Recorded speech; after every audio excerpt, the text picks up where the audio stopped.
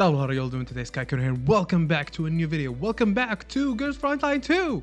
And today, we're gonna be playing Aphelion. It's a special case. I love Klukai, and I want to know more about her and her story. So I'm gonna be playing and posting this one. And I'm gonna do some changes. So pretty much when I play the story for Girls Frontline 2, usually my character as me, I'm always over the text, so you can't really read the whole damn thing, okay? So what I'm gonna do when I'm gonna be playing GFL, I am gonna hide my avatar, and yeah, you'll be able to read it yourself. So yeah, with that out of the way, let's just get right into it. Okay, I think this should do. Yeah, okay. Even in the place furthest from the sun, daylight does not fade so easily. また通信です。暗号化チャンネル。通信元は輝きを手に。つないでくれ。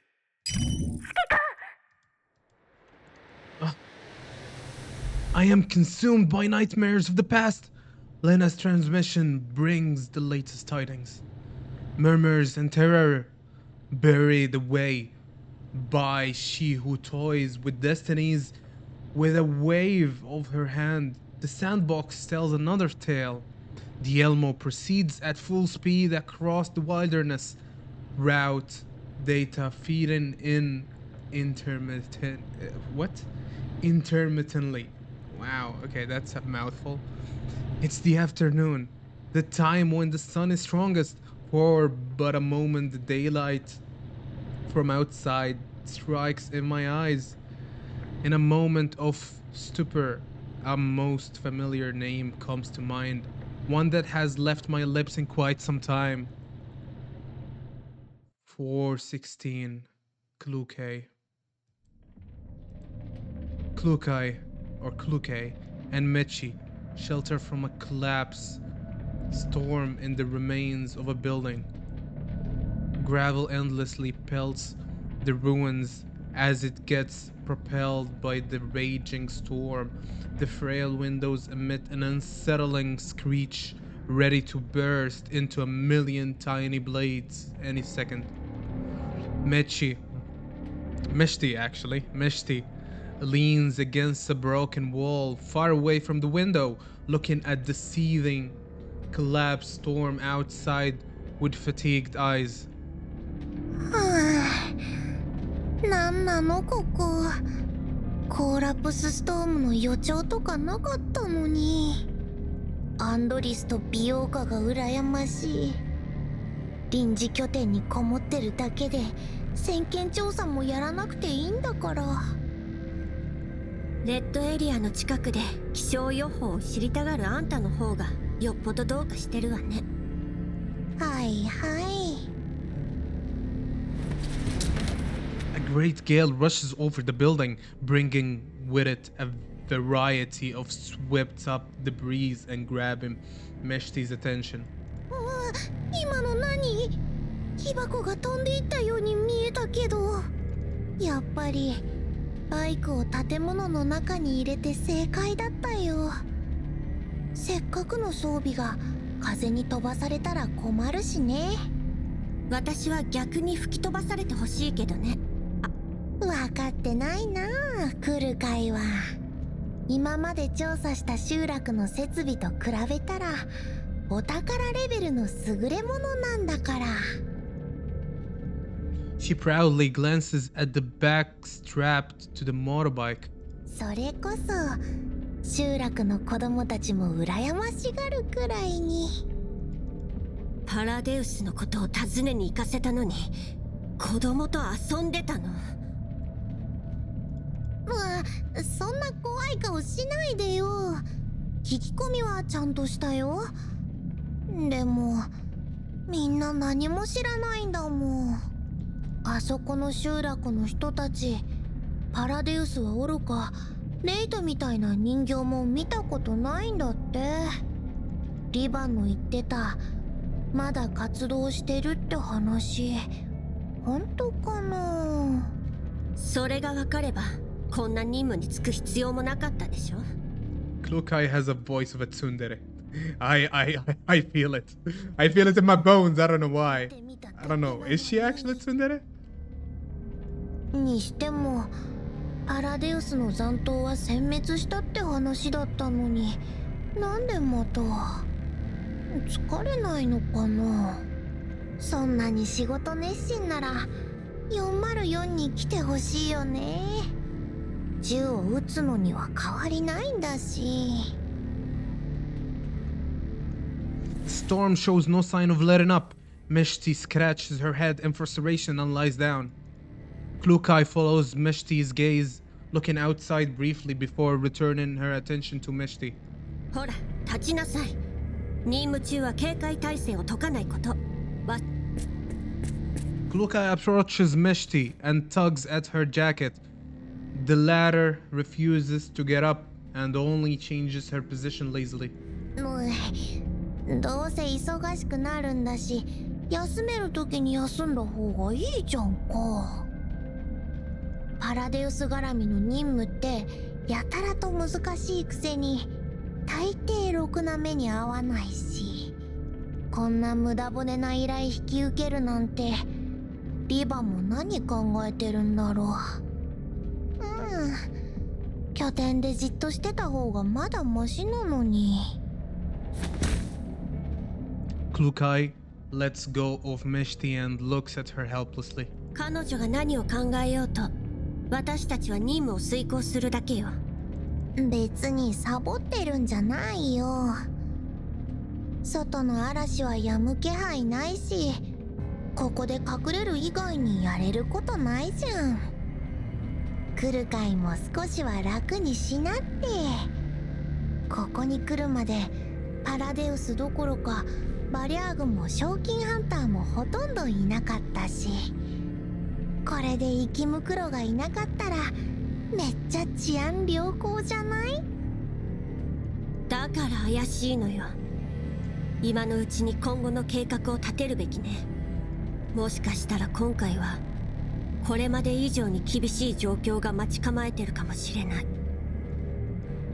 Klukai solemnly looks towards the all-consuming storm outside. 頻発するコーラプスストームに基準値を明らかに上回る放射線量。ここの環境リバの情報よりはるかにひどいわ。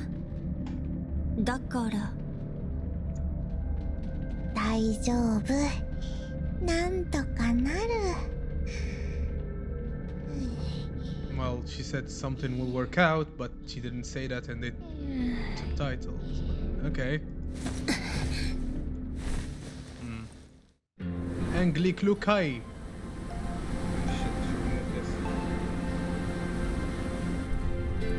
Hey, chilling Klukai. Nice.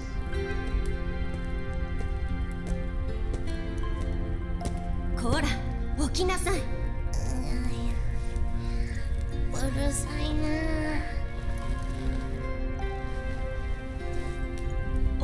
起きなさい。少しくらい寝かせてよ。どうせ他にやれることないんだしさ。この暴力女、離せ。 Oh, oh, oh, oh, ouch. Okay, all right. 言ったのさ。あれ？これって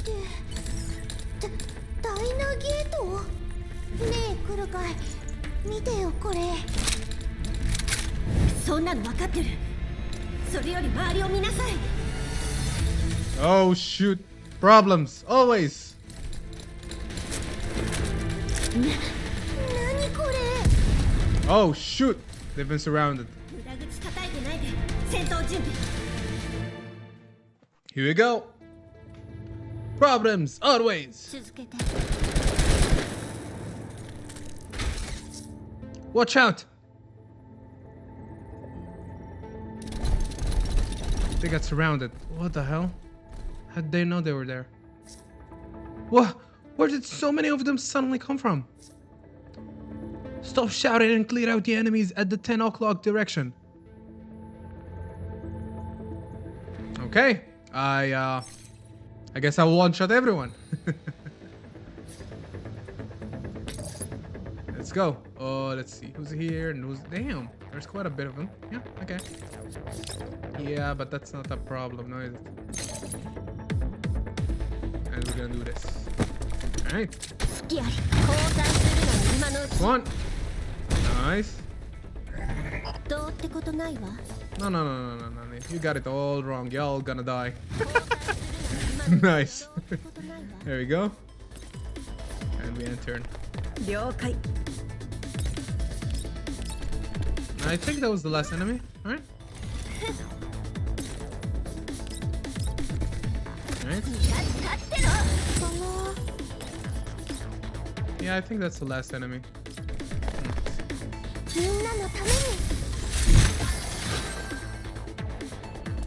Yeah, that was it.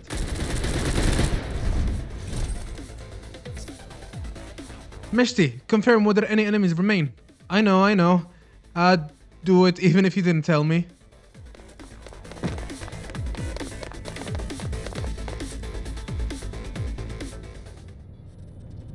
Klukai and Meshti defeat the incoming enemies and split up to survey their surroundings. 最後の一体も識別マークなしか。唯一の製造番号は鉄血構造がまだ稼働してた頃に与えられたものだわ。ミシティ、そっちはどう？ Michi listless voice comes through the comms. こっちも似たようなもん。でも今まで見た鉄血の機械ともなんか違うよね。ええ。ところどころ改造された形跡もあるわ。まあよくあることだけど、今時はどこの PMC もこういうのばっかり。少しくらい改造してたって不思議じゃないわ。通信機越しだからって怠けないでちょうだい。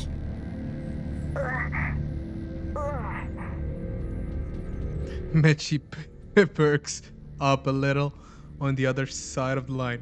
機体の他に何か気になる点は？なんて言ったらいいんだろう。少し前までここに人がいたっぽい。バルブに最近使われた跡があるし、地面には電線とケーブルが散らばってる。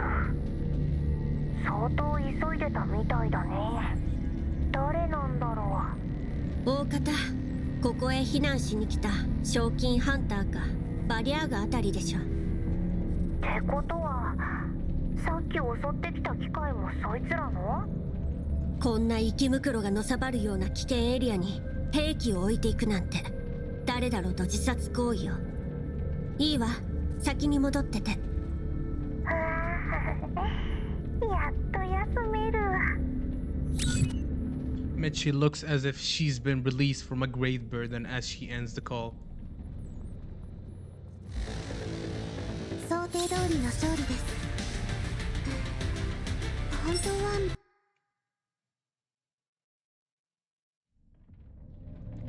Klukai and Meshti continue to shelter from the storm within the ruined building.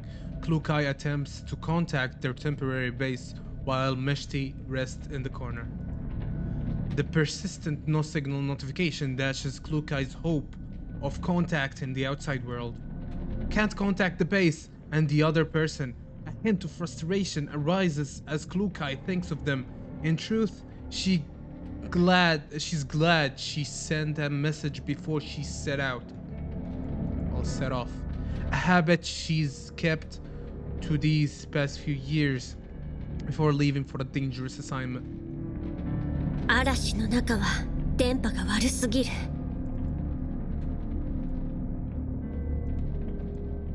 まだアンドリスたちと連絡がつかないの？だからみんなで行こうって言ったのに。一緒に動いて不意をつかれて襲われてここで全員仲良く遭難してた方がいいっていうの？臨時拠点のソファーが恋しいよ。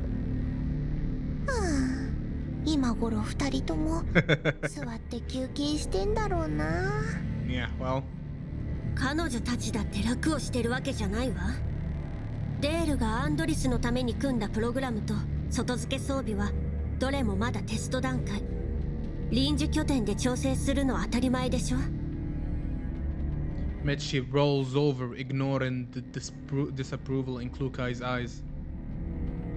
Yet, finding things are still not quite comfortable, she lazily scoots over to the motorcycle, or motorbike. いいじゃんサボったってソファーはないけど私にはこれがあるもんね。どこに置いたっけ。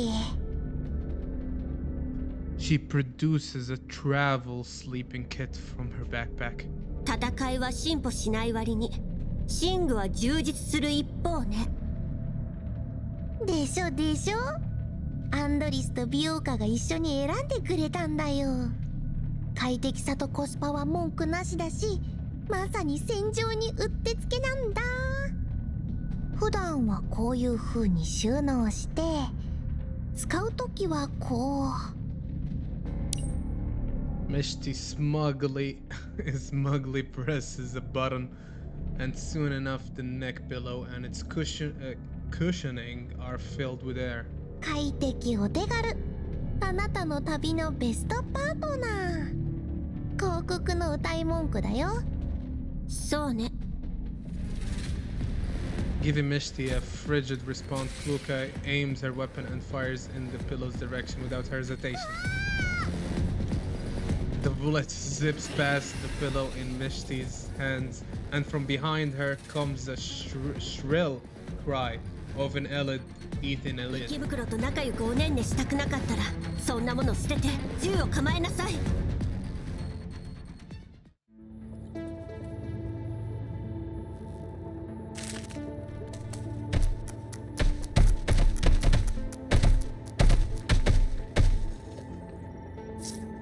Klukai, next time, will you mind warning us before you start shooting? どいて。Cut the chatter and focus on the battlefield. Or else you'll be staying here to keep the Elids company. Damn, bro, Klukai so hard on her teammates.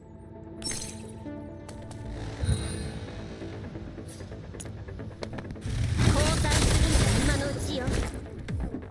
交代するのは今のうちよ。Klukai and Meshti annihilate the Elids without further incident, save for the inflatable pillow's commendable sacrifice. Meshti crouches down and fiddles with the damaged pillow on the ground, sorrow written all over her face. Oh no. 完全に壊れちゃってる。来るかい。さっきの絶対わざとでしょ。Tsun Tsun. Pay no attention to Mishti's pitiful cries. Klukai casts her gaze outside to find the veil of gravel and sand clearing up. コーラプスストームが弱まった。She pulls up her comm screen as she speaks, and sure enough, the signal has been restored. Klukai dials in a series of commands already committed to muscle memory, and an image of the call's recipient soon appears. Hello, Belka. まだ半日しか経ってないわよ。正確には5時間だけど。Spotting Andoris behind Belka, Klukai immediately begins her inquiries. アンドリス、頼んでおいた情報は？リバからの情報をもとに、この辺の闇ブローカーとブリーフのデータベースから詳細を調べてみたよ。残念ながらパッセンスに関する記録はなかったけど、続けて。環境データについてはリバの情報とはかなり違ってた。特にここ半年から1年の間は環境汚染が大きく進んでいて、他のレッドエリア周辺よりもコーラップス放射線量が高くなってる。ブリーフの記録によれば、この地域に入った賞金ハンターが次々と失踪してるせいで、なかなか情報が入って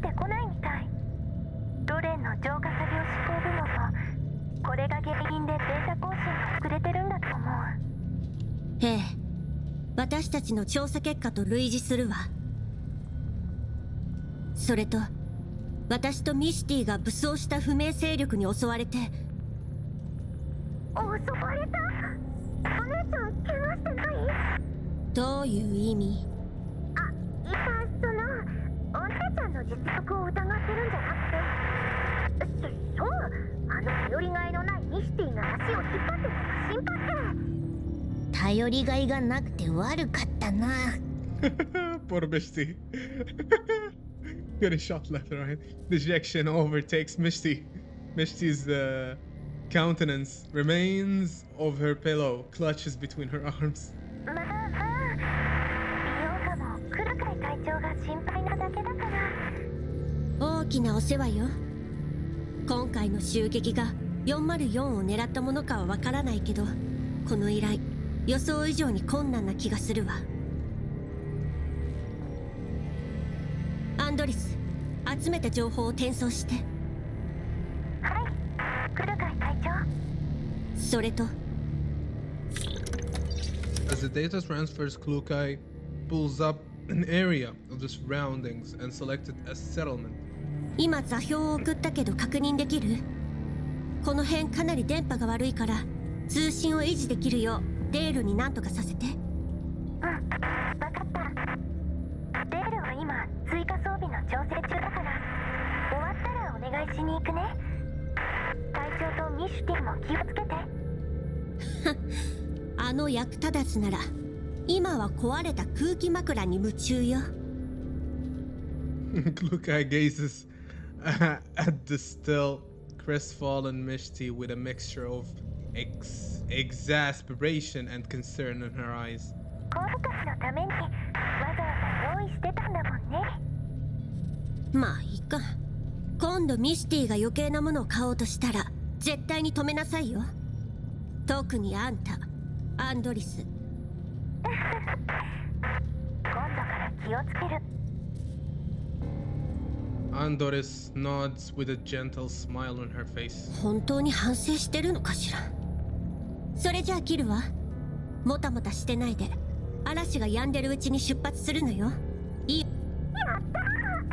お姉ちゃんに会えるのが待ちきれないよ。戦場は片付いた。皆の者、よくやったな。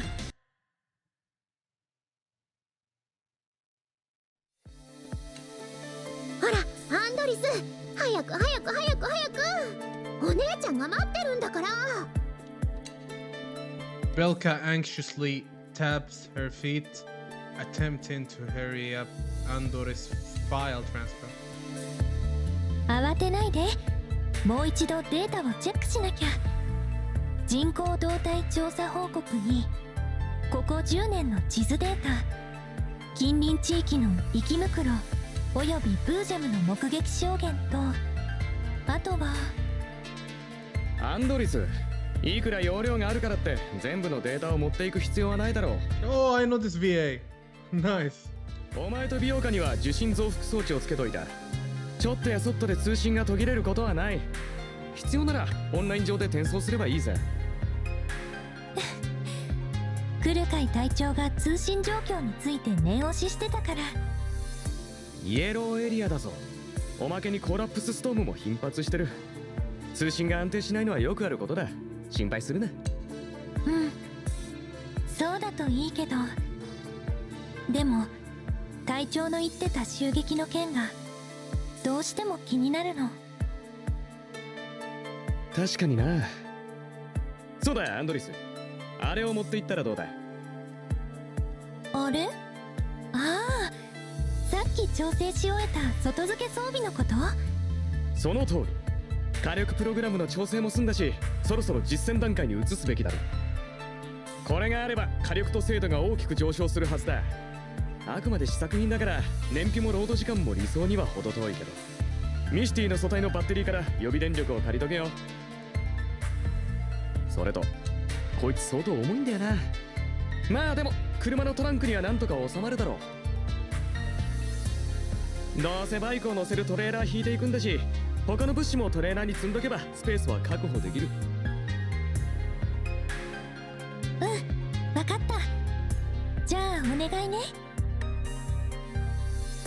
ちょっと待ってろ。 Dia returns to the control panel and begins a series of operations. ああ、そういえばミシティに新しい安眠セットを持っていかないと。美容家、倉庫から取ってきてくれる？ She's like their mother, bro. え Another 隊 Yanagi. 長はこれ以上買うなって言っただけでしょ。これはもう買っちゃったからね。仕方ないな。取ってきてあげるから急いで準備してよね。はいはーい。メールもだよ。分かってるよ。アンドリス、車はスタッフがチェックし終えた。このデータさえ転送すれば出発できる。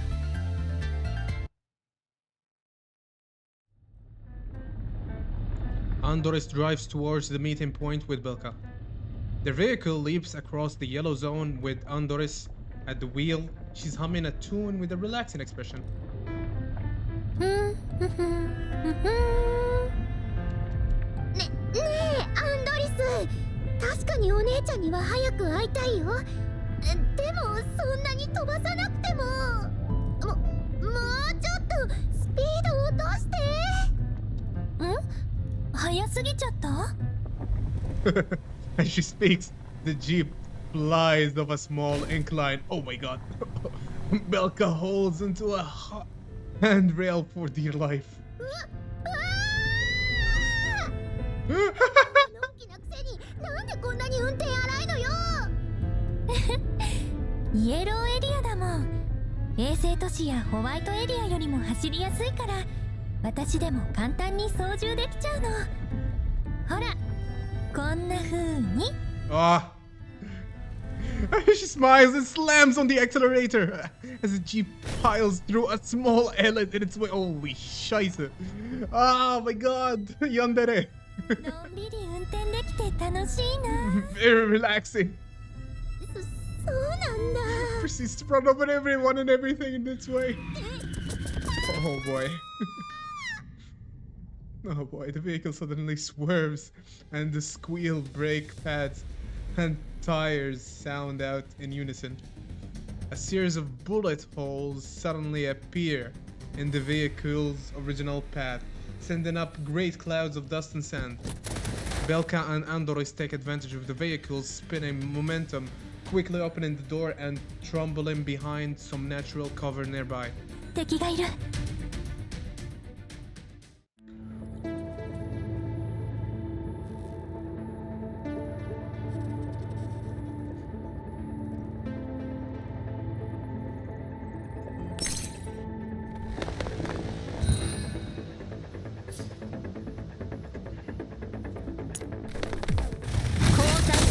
今のうちよ。交代するのは今のうちよ。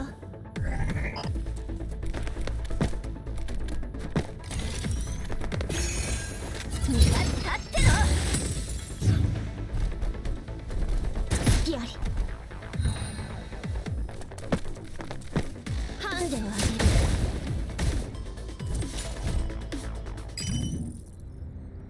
送ってもらった戦闘記録を見るに私たちを襲った機械と似たような改造が施されてるわね。これだけ人気のない場所だもの。所属不明の同一勢力と見て間違いないわ。隊長、それって。ええ、偶然にしてはできすぎよ。これは明らかに組織的な襲撃。でもどうして私たちを狙うの？まさか。断言はできないわ。もしかしたら攻撃対象は404に限らないのかもしれない。ここ1ヶ月で賞金ハンターが何人も失踪してたわよね。つまりそれらは環境から来る事故ではなかったと。これも推測に過ぎないけどね。でもよくするに越したことは。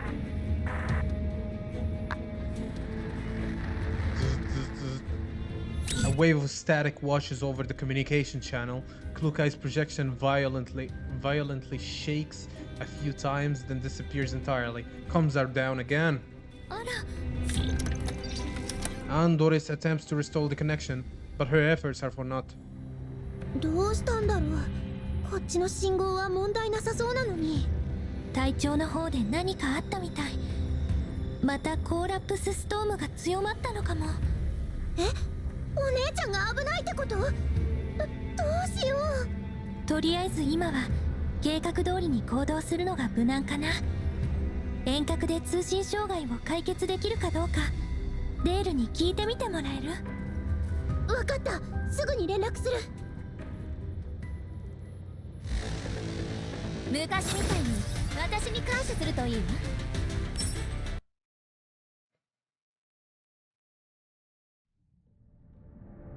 アンドリス、聞こえてる？応答せよ、応答せよ。無駄だってば。また信号が途切れたんだよ。なんなのよこのゴミは。あの闇ブローカーども、短期レンタルは月額の数倍、月額は年額の数倍せびるくせに、いい加減なネットワークよこしやがって。金はもらうが仕事はしない。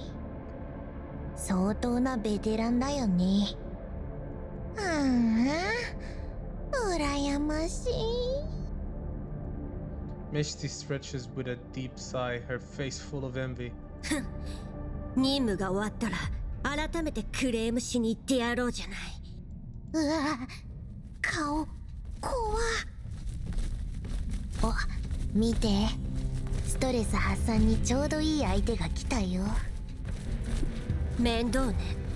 あんたも解説者気取ってないで降りてきて戦いなさい。ねえ、全部片付けるの？さすがに多勢に無勢じゃない？高機動と遠距離ユニットを優先的に撃破して隙を見て撤退するわよ。美容家たちと合流。余計めんどくさいよ。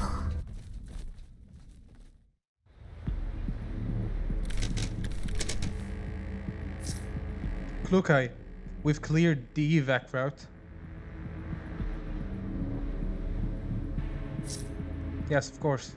Stick to the plan. Focus on taking down high-speed and long-range units first. Proceed to the evacuation zone.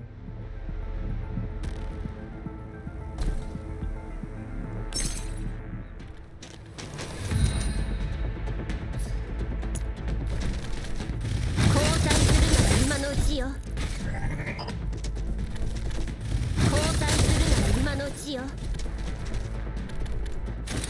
それがしが守る。みんなのために。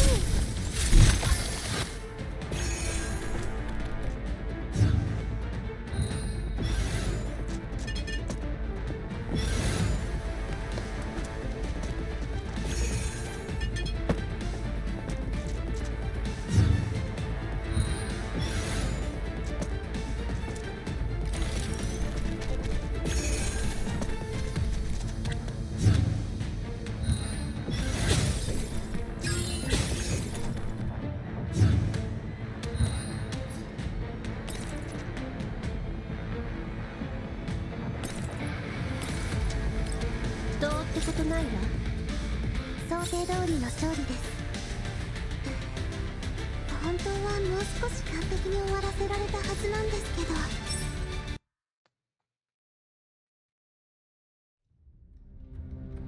不明な機械どもに追撃されたせいで予定ルートから大きく外れたわ。Klukai checks her terminal and once again finds that only short-range communications are available. Long-range comms are still down. 話は収まらない。信号も途絶えたまま。位置情報すら取得できない。つまり道に迷ったってこと？やっぱりパラデウスが絡むとろくな目に合わない。てか今回やけに信号悪すぎない？前にイエローエリアでコーラップスストームにあった時はここまでひどくなかったのに。Klukai vigilantly monitors the surrounding environments, ignoring Mishti. Seeing this, Mishti decides to fall silent. Krick, krick, thud, thud. The sound of mechanical units advancing. Klukai makes a hand signal just to ring for Mishti to dive into level 2. この音1億年くらい油さしてないオンゴロシャみたい。こっちに近づいてきてる。北からよ。さっき襲ってきた機械かな。でも数は少ないね。油断しないで。でも本当に大したことなさそうだよ。A creaking ground reconnaissance unit appears a short distance away. 超古いモデルじゃん。しかもボロボロ。動いてるのが奇跡だよ。おとりの可能性が高いわ。あれはドローン？ええ。射撃管制モジュール付きのね。すごいじゃん。でもこの組み合わせ性能差ありすぎない？なんでコンビにしたんだろさあ、自分に聞いてみれば。そんな軽蔑した目で見ないでよ。見くびられるのが嫌なら自分の価値を証明してみなさいよ。 Damn, bro. Klukai looks towards the broken wall to the right of Mishti, suggesting that she should use it as cover to sneak up on the reconnaissance unit. 念のためよ。相手の詳細を探らないと。敵なら前もって数を把握する必要があるし。Mishti perks up with a sigh, reluctantly moving right towards the cover. The scouting units are approaching as she moves. 付近に他の敵は見当たらない。っていうか、こいつら壊れてるんじゃない？こんな近くにいるのに気づかれないなんて。その場で警戒。奴らが近づくのを待つのよ。必要がないなら出て行かないで。はーい。Mishti props up against the cover, using sound and environment to track the enemy movements. Creak, creak. The joints on the ground mech creak rhythmically. うわ、まるで老人の朝練じゃん。 The ground mech stops abruptly, as if its power has been cut. 俺、音がやんだ？何してるの？隠れてて。Klukai is too late. Just when Mishti tries to shift herself for a better view, she conveniently exposes herself to the ground mech sensor. Ah, shoot. The warning light on the ground mech flashes red and it emits an ear-piercing alarm. At the same time, the UAV launches an attack. The abandoned container Mishti was using as cover just a second ago is riddled with bullets. なんなのさ。 Mishti dodges the attack and darts towards other sources of cover. Meanwhile, Klukai takes the opportunity to break the drone's wings with a 3-round burst, while the ground mech simply keeps blaring its sirens. At this moment, a group of armed humans and mechs appears on the northwest side of the building, raining down fire on them. 他に敵はいないんじゃなかったの？レーダーが反応しなかったんだもん。偵察型人形じゃあるまいし、探査できる距離なんかほんのちょっとなん。それに待ち伏せしてたなんて誰が予想。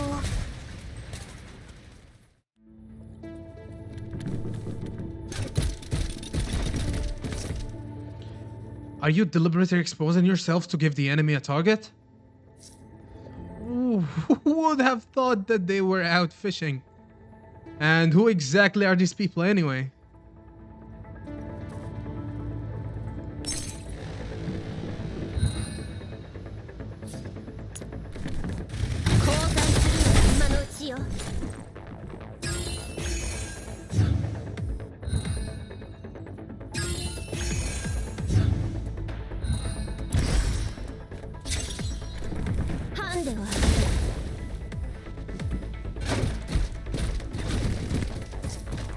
Klukai, they've got more reinforcements. Understood. Hold the line and don't let them approach us. 目標地 After downing another drone, Klukai zips back into cover. After confirming Mishti's combat status, she issues an order. ミシティシースファイアなんで早く Just as Mishti rolls over to some nearby cover and puts her gun away in disbelief, a booming male voice comes through a loudspeaker from behind cover on the opposite side. こちらはロクタクトスギ学中国連盟汚染区域整備と再建推進省新ソ連大環境浄化事業所属第7環境調査隊376人小隊のディミトリー総長である無駄な抵抗をやめろ繰り返すこちらはロクタクトスギ学中国連盟汚染区域整備と再建推進省新ソ連大環境浄化事業所属第7環境調査隊376人小隊のディミトリー総長である無駄な抵抗をやめろ After confirming that Mishti has put her gun away, Klukai turns on her voice amplification device as well.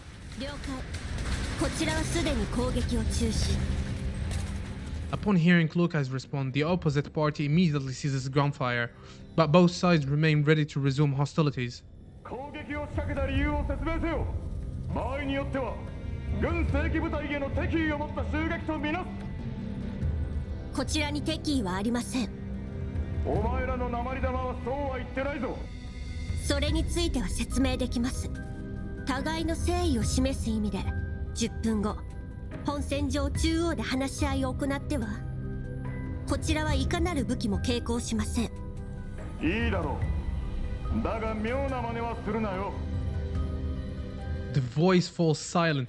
Mishti has retreated from the front, gazing at the other side of the battlefield with visible concern. The armed forces are recuperating after the combat. なんでロレンの人がやばいよあの男の人かなり怒ってたよ話し合いには私が行くからあんたは後ろで警戒してて必要とあらばプラン B に切り替えるわ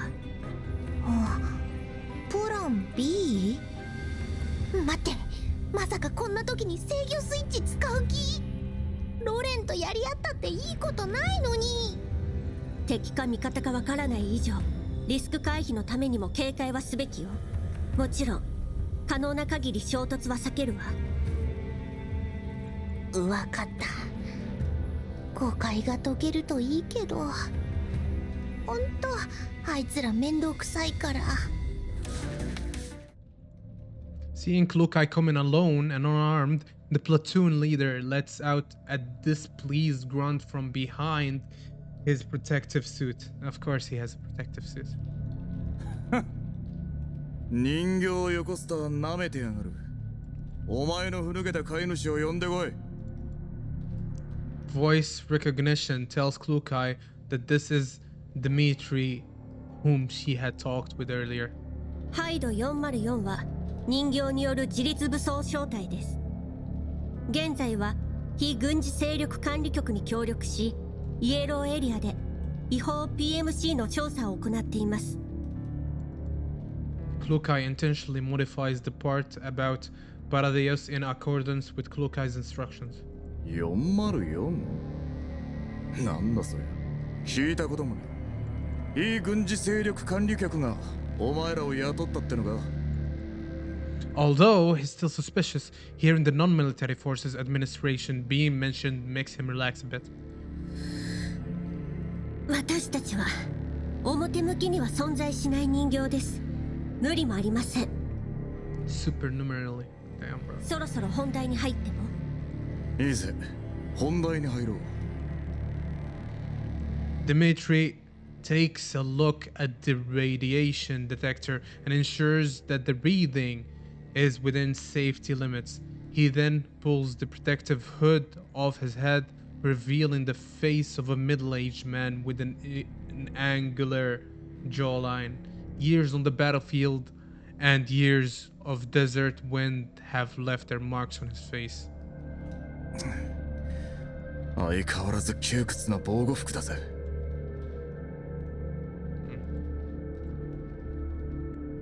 He curses quietly with a grimace, then looks at Klukai with unbridled disgust in his eyes. 非軍事勢力管理局の人形ね。それにしちゃ戦場のマナーがなってねえな。素性も確認せずに攻撃しろって奴らに教わったのが。こちらは今まで所属不明の武装勢力から連続して襲撃を受けました。そちら側の偵察用機械兵器にはロレンの識別マークがありません。こちらの攻撃はあくまで自衛です。おい、頭がショートしちまったのか。所属不明の武装勢力なんざこっちは見てないぞ。信じるかどうかは自由です。遭遇しなかったからといって存在しないとは限りません。それに先に攻撃してきたのはそちらのドローンです。私たちはやむを得ず迎撃したまで。ドローンはプログラム通りにしか動けないが、お前らもそうだったとはな。おっと忘れてたぜ。人形ってのはアルゴリズムなしに動けないんだったな。命令に従うだけのガラクタだ。おいおいおい。Don't go there. Seeing that the opposing side is trying to provoke her instead of making progress and formation exchanging. Klukai raises an eyebrow and remains quiet. However, Dmitri doesn't seem to mind at all. He continues to ask questions in a condescending manner. お前の発言については上層部に報告して調査を要請する。だが念のためそっちの任務内容と隊の規模を具体的に教えろ。具体的な任務内容は非軍事勢力管理局との守秘義務に関わるためアクセス権をご提示願います。人数は先ほど申し上げた通り人形2名のみです。2人だけ。 Dmitry Solder is shocked by the contrast between the firepower they witnessed and 404's real numbers. After receiving a stare from Dmitry, they promptly shut up. 2 dolls, you can handle 2 girls. Damn, bro. Skill issue. Massive skill issue at that. Humans are weak as hell. ふざけるなよ。あの火力じゃ少なくとも10人はいるはずだ。404正体は全て戦術人形による編成です。火力にせよ戦場における状況把握力にせよ頂上列車に勤めるあなた方の常識とは異なります。なぜそれを。ずさんな編成の機械兵器部隊、いい加減な改造、老朽化した設備、大方バリャーグか闇ブローカー、ショーキーハンターあたりから巻き上げたものでしょう。数少ない状態のいい装備に至っては環境調査隊への変更も間に合わず頂上列車路線防衛軍のまま。おそらくあなた方は臨時出向させられたアルバイトのようなものでしょう。 Damn, she's burning him with facts and logic. God damn, bro. I love this girl. Noticing his stiff expression, Klukai inserts an additional remark. Oh my god, keep going. 忘れるところでした。頂上列車を守っているのは古びた機械で編成されたBurn him to the ground.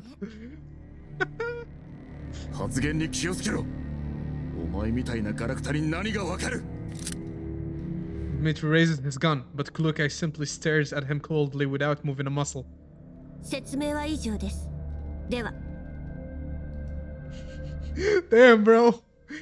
The only person that treats dolls as human beings is Commander. And that's why I love him, man. Shikikan is the best, honestly. Everyone else is trash, bro. 待て。 What do you want? Oh? Now what?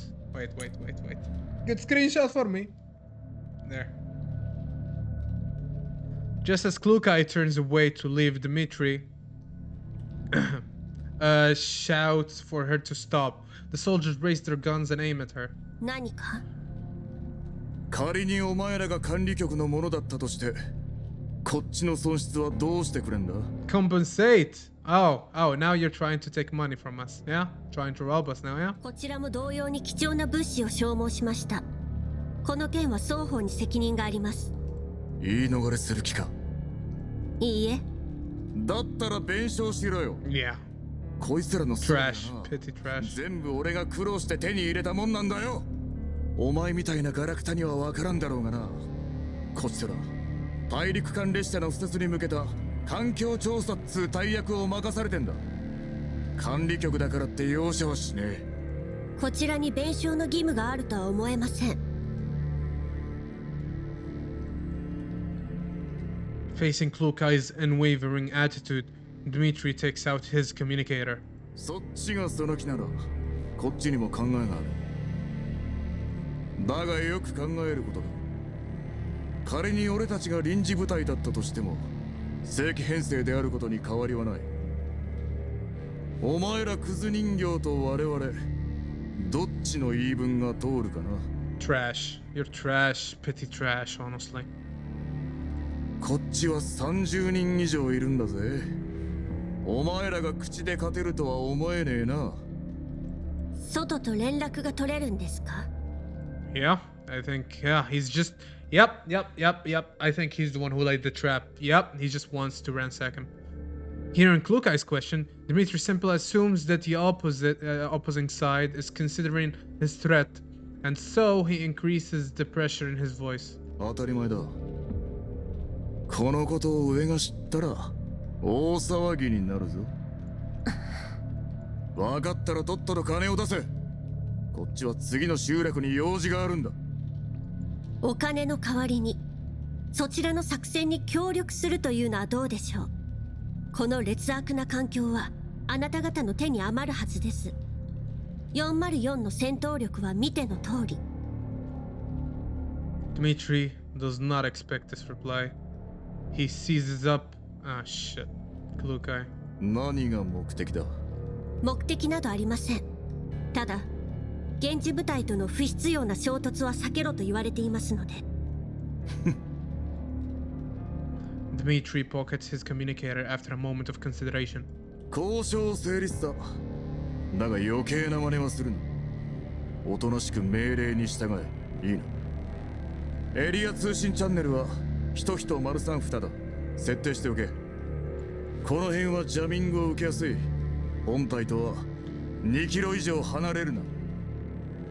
無駄口が少ないといいけど。安心しろ。お前らには聞く権限すらない。そもそも内部通信は暗号化されてる。クズ人形にはそんなこともわからないのか。 Piece of shit. I hate you. After confirming that she has successfully connected to the comms frequency, Klukai ignores the insults and turns to leave. ガラクタどもが。 Shut up, petty piece of shit. ノーリング、戻って連中に伝えておけ。巡回人員を3割減らし、危険があればあのテスクズどもに対処させろとな。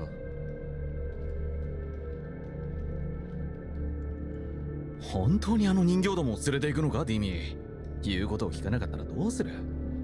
順位に奴らの素性を調べてもらう。お前たちも気をつけろ。奴らとは距離を保て。いずれにせよ盾になる人形が増えるのは歓迎だからな。しかしあの強さだぞ。もし裏切れば。何弱気になってやがる。30対2で負ける道理があるか。先ほどの戦闘も Trust me, bro. 30 is not enough. Not even 100 is enough at this point. それと俺のことは総長と呼べ。何度注意すれば気が済む。ごめん、つい癖で。何が癖だ。お前とは長い付き合いだが規律は守れ。また新兵どもにひいきしてると勘違いされるだろう。Seeing Dmitri's serious expression, the soldier named Larion corrects his casual demeanor and salutes him. はっ、総長。それでいい。戻って行軍を再開させろ。予定よりかなり遅れてる。日が暮れる前に進めるだけ進め。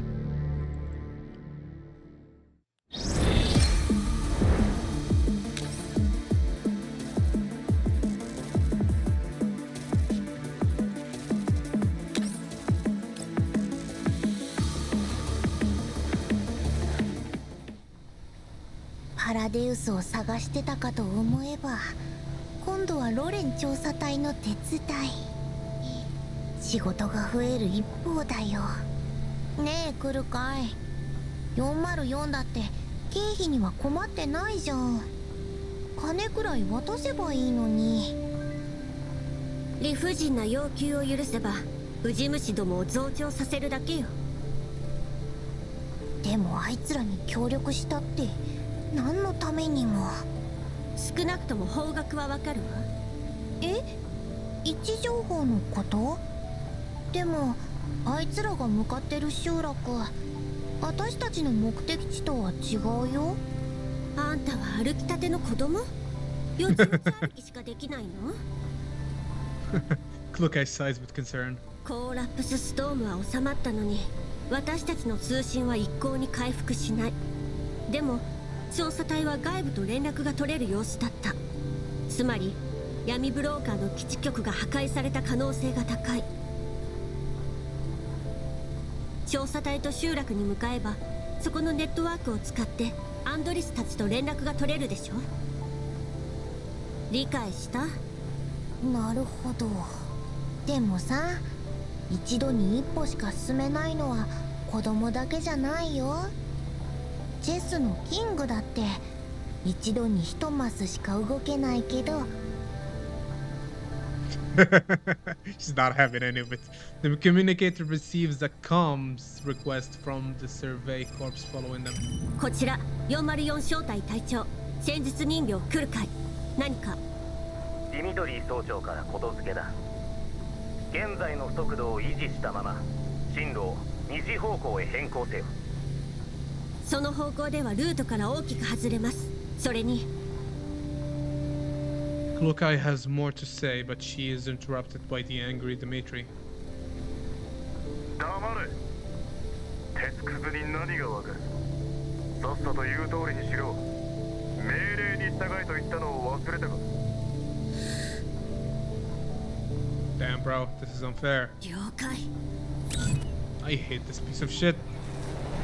Klukai cuts the comms and swerves to the correct direction. The incoming barrage of wind hits the yawning Mishtis right in the mouth.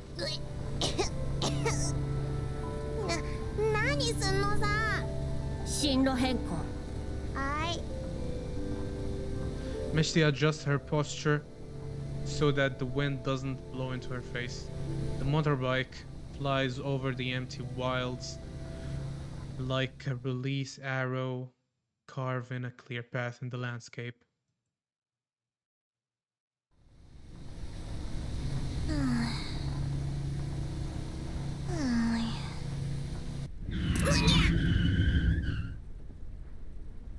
The motorbike suddenly breaks the slumbering Michi, loses her balance, but Klukai catches her before she falls off. Klukai connects to the survey's corpse comm. 北西に小型生き袋の群れを発見。数は5から10。本体との接触までおよそあと5分。接触すると分かってるなら排除しろ。くだらんことでいちいち連絡するな。無駄口叩くだけのスピーカーか。命令に従えと言ったのはそちらです。私たちは言われた通り命令を待つだけ。Upon hearing this, Dmitri utters something under his breath, but it is too quiet for Klukai to hear. After a shocked moment, he responds with an impatient tone. The comms are abruptly cut. With a stiff expression, Klukai parks the motorbike against a nearby boulder. 仕事よ。降りなさい。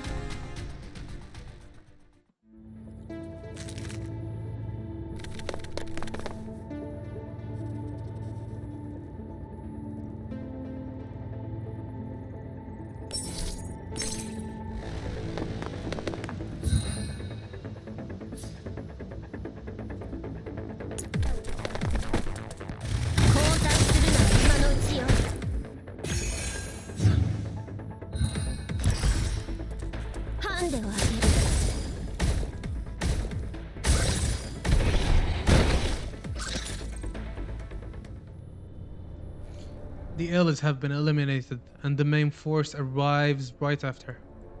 Under Dimitri's orders, the troops stop to collect samples from the Elid corpses as part of their routine. 到着しておきながら高みの見物とは、ロレンの軍人は随分と勇敢なんですね。Yeah, very brave. この程度で応援が必要ってんなら、グリーンエリアで窓拭きでもした方がマシだな、お前らは。Noticing something off about Klukai, Meshti tugs on her clothes. まあまあ、確かに大した数じゃなかったし。当たり前だろ。総長が選ぶルートはいつだって一番安全だからな。生き袋やバリャーグが相手でも総長がいれば俺たちは負け知らずなんだぜ。Upon hearing this, Klukai gives Dimitri a questioning look. ディミトリー総長、以前の所属は？ Of course not. Just random bullshit, go. ああ？頂上列車を警備していただけの人間にそんな経験や勘があるとは思えません。現在の進駐軍には新ソ連軍から編入した者がいると聞きますし。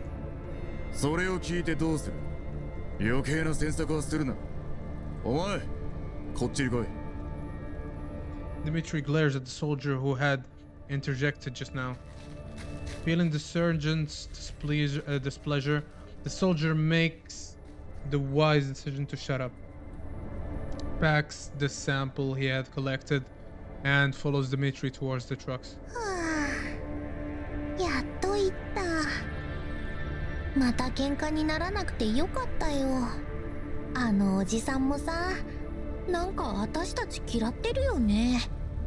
間違って撃ったからってここまで根に持つ？気をつけなさい。え？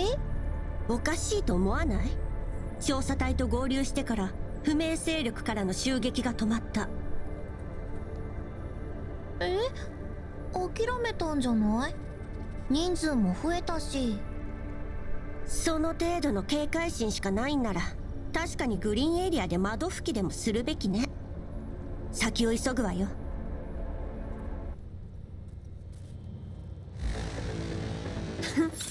404を敵に回したのが運の尽きよ。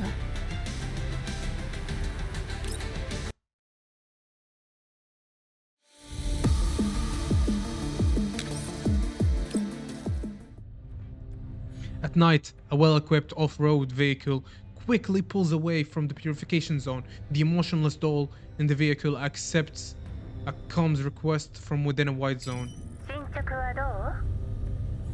あれはここでのプロセスをとても重視しているの。セクスタンスのように彼らを失望させてはダメよ。ブルースフィア。承知しております。ですが報告によれば状況にやや変化が。そう。任務エリアの外周に戦術人形が4名出現。二手に分かれ現在エリア内へと接近中。戦術人形ならいつものように処理すればいいじゃない？機械兵器を派遣し処理に当たらせましたが、対象の戦闘力は予想以上です。それにそのうちの1小隊がロレンの調査部隊より派遣された小隊と接触。理由は不明ですが双方は協力関係を結んでいる模様。ロレン政府との不要なトラブルを避けるため追撃を一時中止いたしました。次はどう動くべきかお教え願います。機械兵器を派遣して付近の基地局を一掃しなさい。ここ一帯を無信号エリアにしてから一斉に排除するのよ。かしこまりました。 Blue Sphere nods quietly. These orders are familiar to her. It has always been the case that once these orders are transmitted, one dead zone appears after another, becoming graveyards in the contamination zone. それから As if the intentionally emphasis the moment the doll on the other side of the comms makes a pause. 内通者の情報によればロレンの浄化作業部門が目標エリア近辺の路線防衛軍に増援を要請したらしいわ。だから急がなくちゃ。ここでのことが気づかれる前に。承知いたしました。パラデウスの引き上げはほぼ完了し、残るは例のものの追跡回収のみ。現在目標エリアへと向かっています。任務は時間通りに遂行されるでしょう。ブルースフィアに任せて正解だったわ。あなたのことつい応援したくなっちゃう。そうね、せっかく頑張ってくれてるんだもの。後で増援を送ってあげる。着いたら連絡が行くはずよ。かしこまりました。あら、感謝してくれないの？数は少ないけど、あなたへの陣中見舞いのつもりなのよ。Blue Sphere shifts her gaze from the road to the comms interface for a moment. Her empty eyes betray no emotion nor fluctuation, as if she's a military drone that only understands orders. 感謝いたします。コクーン。Cocoon. Okay. ブルースフィアは釣れないのね。ダーチュアと違って返事もそっけないし。冗談よ。さあ、急いで。上を待たせるわけにはいかないわ。承知いたします。Cocoon cuts the comms. Blue Sphere hits the gas, and the dark vehicle blends into the night.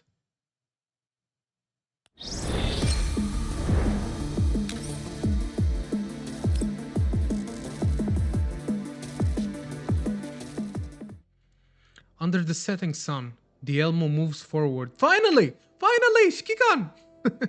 Still a long distance from its target.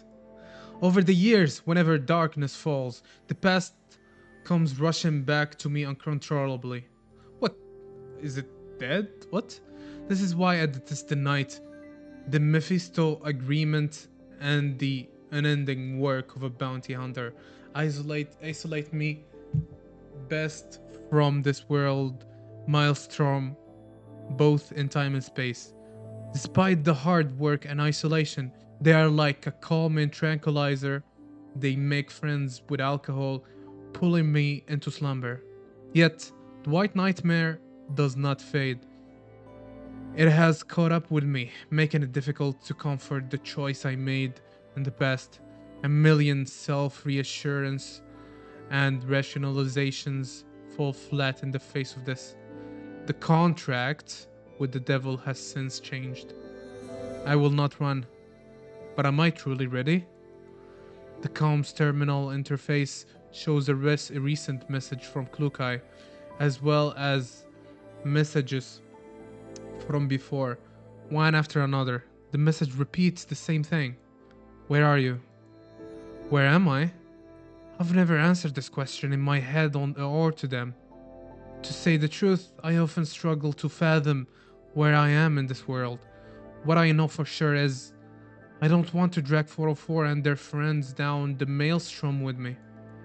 But it is time for me to give them an answer, not in the form of a message. I want to convey my sincerity.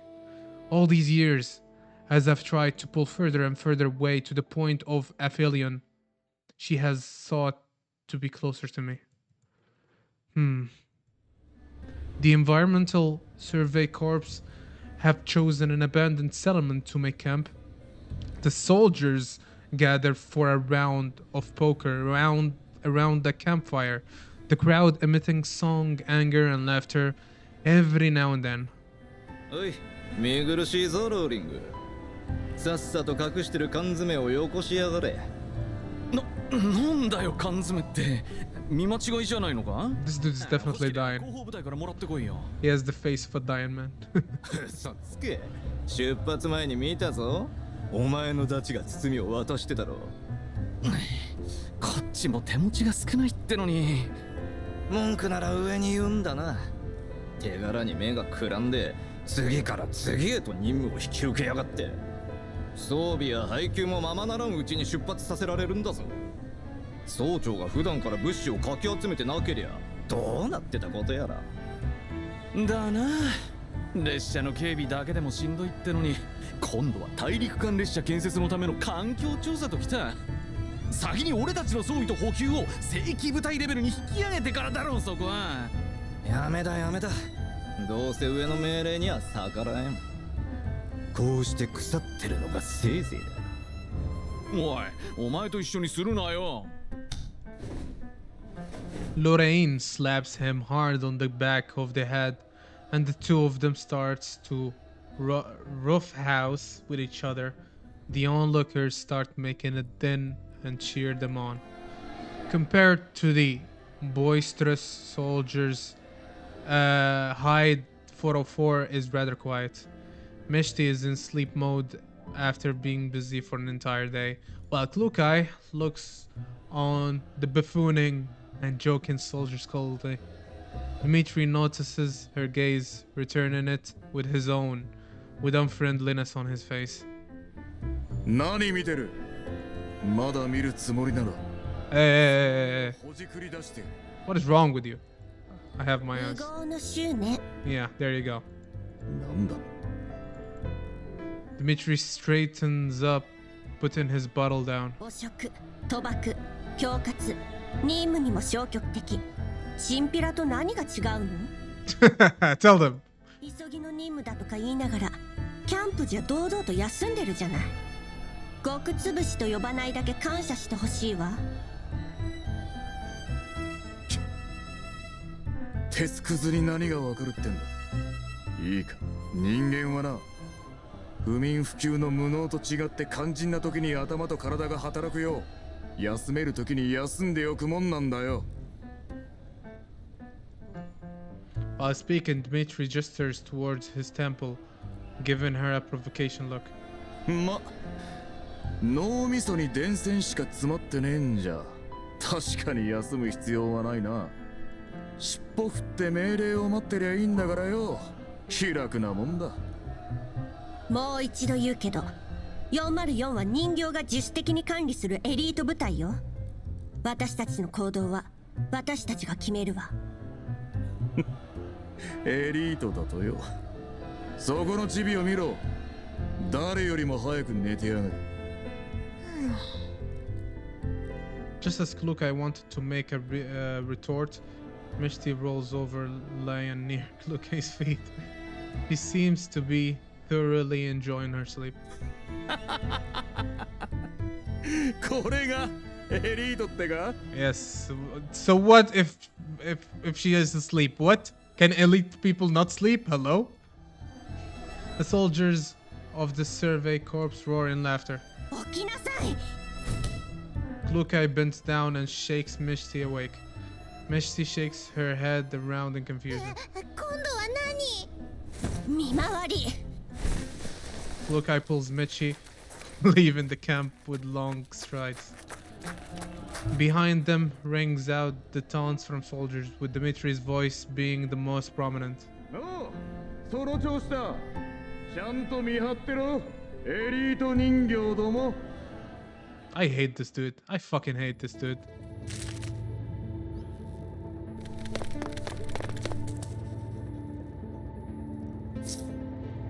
Even the illies are sleeping. Why are we still working so hard? Klukai, can we just report back to the camp and then go back to sleep? Not good. Get ready for battle and wipe them out.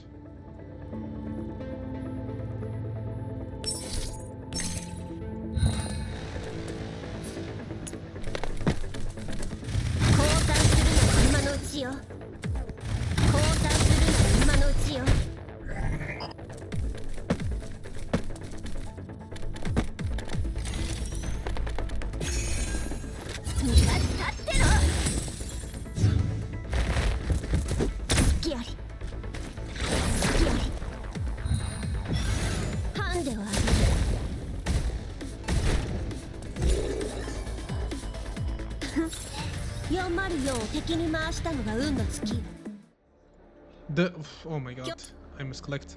The night passes by without trouble. After a couple hours of movement, The formation finally reaches the target settlement. 協力関係はここまでよ。約束通り404への責任追及は放棄してもらうから。お前らの飼い主に伝えとけ。部下の教育がまるでなってねえってな。Dmitri waves his hand impatiently before leaving with the soldiers. はあ、リバとカリーナに迷惑かけちゃったかな。404が表向きに存在しない部隊でよかったよ。じゃなきゃ今頃軍法会議に突き出されてたかもね。リバは404の一員よ。後始末も仕事のうちでしょ。確かにね。で、これからどうするの？ここの住人からネットワークを借りるわ。はいよ。じゃあ適当な場所探して寝てるね。昨夜はほとんど寝てないし、今朝も早起きしたから。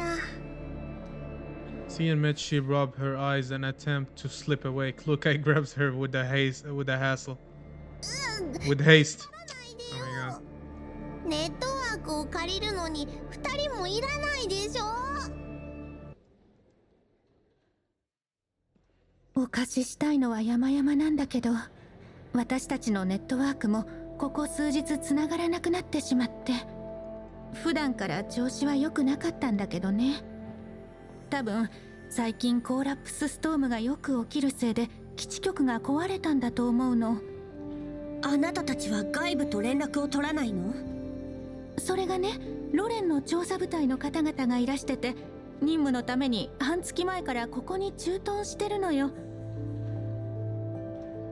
だから最近は部隊の方の通信設備を使わせていただいてるの。その駐屯地の場所はわかる？駐屯地なら集落の南西よ。あそこのビル群はもともと無人だから、負傷者と感染者の安置にちょうどよかったんでしょう。感染者？エリットの？ええ。The scrawny middle-aged woman tugs at the cloak she wears, her withered hands fold anxiously. ここ1年でエリットの感染者がまた増えたみたいなの。発症までの時間もかなり短くなってるし、症状もますます強くなってる。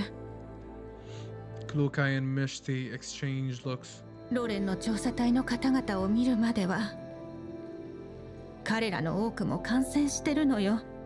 こんな田舎のやぶ医者よりもよっぽどいいお医者様がついてるはずだけどね。お手上げみたいよ。それで仕方なく重症の感染者を置いていったんだと思うわ。ということは最近ここを離れた人がいるのね。ええ、20人くらいだったかしら。それ以来姿は見てないね。賞金ハンターもこの辺の生き袋が増えたって言ってるし、たとえ生きてたところで奴らと同類になってるでしょうね。正規の軍人の手にすら負えないなら、私たちもいつまで持つか。She bites her lip, unable to continue the topic. あ、ごめんなさい。子供の世話があるから。わかったわ。The woman nods and closes the old worn door. ひえ、ここらの闇ブローカーの基地局もろすぎない？本当に全部壊れちゃったの？来るかい？どうする？静的マップで合流地点を確認できるわ。そう遠くない。ここから約 1,2 時間の距離ね。危険すぎるよ。今は静的マップしかないんだよ。またあの機械どもに襲われたら絶対道に迷うって。Mishti grabs and rubs her hair as if experiencing a breakdown. Her tangled hair threads as messy as her mentally exhausted neural cloud. やっぱりさ、ここは賞金ハンターとか闇ブローカーのキャラバンを待って一緒に帰らない？あんたの思考が諦めるのと同じくらい早ければ404はもっと強くなれたでしょうに。だったら秒で考えるのを諦めてやる。今は信号がないことだけが問題よ。信号とネットワークへのアクセスキーさえあれば万事解決するわ。だからさっきから言ってるじゃん。どこにも信号なんかないって。ちょっと待った。もしかして調査隊に泣きつく気なの？ Klukai nods calmly. 無理に決まってるよ。ディミトリーの他にもっと厄介なお偉いさんがいたらどうするのさ。人間にこういうことわざがあるわ。地獄の沙汰も金次第。404は今お金に困ってないしね。この世のウジ虫が増えるだけとかカッコつけてたのどこの誰？わかったよ。行けばいいんでしょ。Klukai and Mishti arrive near the complex situated on the southwest side of the settlement. They see a transport escorted by military jeeps arrive and stop at the nearby field. Personnel in protective suits remove supply boxes from the vehicle. Hearing the commotion, medics from the survey corps come out of the complex to meet with them. あれってロレンの輸送車だよね。ここが駐屯地みたいだね。あの人たちに聞いてみようよ。案外上と交渉しなくてもアクセスキーが手に入るかもよ。As she speaks, Mishti moves towards the transport, but is dragged into a hiding spot by Klukai. どうしたのさ。まさか今さら後悔したとかじゃ。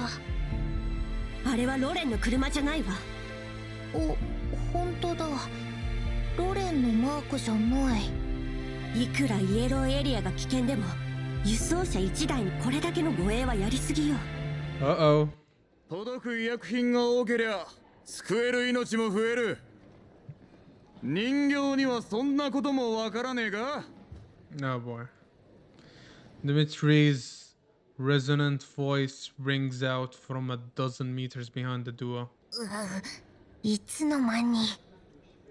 監視するつもりならもっと目立たずにやるんだな。だがまあ。Uh-oh. Standing up from behind cover, Dimitri's gun is aimed at Klukai. ここにいる理由は聞いておいてやろう。何が目的だ？話せ。俺を納得させてみろ。Klukai and Mishti is instantly surrounded by armed soldiers who have popped up from behind walls. They are all aiming at the duo. Klukai gives Mishti a look. They raise their hands to show that they have no intentions to fight. あんたに用があるの。何？ Dimitri stares at the two dolls but eventually lowers his weapon. However, he does not order his subordinates to stand down. 俺に何の用だ？私たちは。お前じゃない。チビに言わせろ。What? Dion and Mishti is given a rude shock upon hearing those words. With her mouth still open, she quizzingly points at herself with a look of disbelief on her face. そうだ。お前だ。Seeing that Klukai has given her a nod, Mishti scratches her head in resignation. その。Mishti explains their situation to Dimitri, then tells him about their request to gain access to communications. やっぱりな。護送なんてのは建前だったわけだ。人形にしちゃ意外と頭が回るじゃねえ。来るかい。これって褒めてるの？変なやつだな。仲間と連絡を取って合流したいだけよ。ネットワークを貸して。俺たちには関係ねえな。とっとと失せろ。費用なら払うわ。でかい口叩きやがって。What's it to you? 管理局の関係者だからって値引きできると思うなよ。 Facing Klukai's unyielding attitude, Dmitri lifts an eyebrow and switches to a cantankerous tone. What the hell does that even mean? I don't even know that 確か word. に信号が悪い。軍用チャンネルを使うにしても特殊な受信増幅装置が必要だ。設備およびチャンネルの使用料、メンテ費用、デポジット。 Oh my god. 設備を貸し出すことで被る損害への保証金。いくらなの？ Bruh, Dmitri makes a hand gesture. うわ、ぼったくりだよこんなの。闇ブローカーの方が向いてるんじゃ。払えるなら払え。出なければ失せろ。いいわ。Damn, bro. Ugh, you just robbed us blind, man. It's not just Meshti. A flash of surprise runs across Dimitri's face as well. 口座情報を教えなさい。どうせあんたのプライベート口座だと思うけど。言っておくが、これはロレン正規調査部隊の専用チャンネルだ。やり取りの内容には気をつけろ。怪しい奴との連絡が分かれば直ちに使用権限を剥奪するからな。後から文句はなしだ。どんなに怪しかろうが、物資の護送すら外部に頼むしかないあんたたちよりマシよ。お前には分からねえぞ。これはな、民間資源の合理的利用ってやつだ。このご時世、どいつもこいつも物資を必要としてる。のんきにロレンの専属者を待ってたら患者なんざとっくにあの世だぜ。おい、必要な情報。 Oh shit. それにこれは俺たちじゃない、上が決めたことだ。人形は黙ってろ。 Ugh. You guys send them what they need. A subordinate beside Dmitri nods, then starts working on the trade. Lukai's communicator rings. 受け取ったわ。 Shortly after, Dmitri's communicator rings as well. After taking a glance at the balance in his account, Dmitri closes the interference irritably. 入金を確認した。必要なもんが手に入ったんならとっとと失せろ。邪魔だ。 Piece of shit. Pocketing her communicator, the two dolls turn towards the exit of the camp. After leaving the survey corps camp, Klukai immediately establishes communication with Andoris and Belka. Belka's voice and projection appears immediately.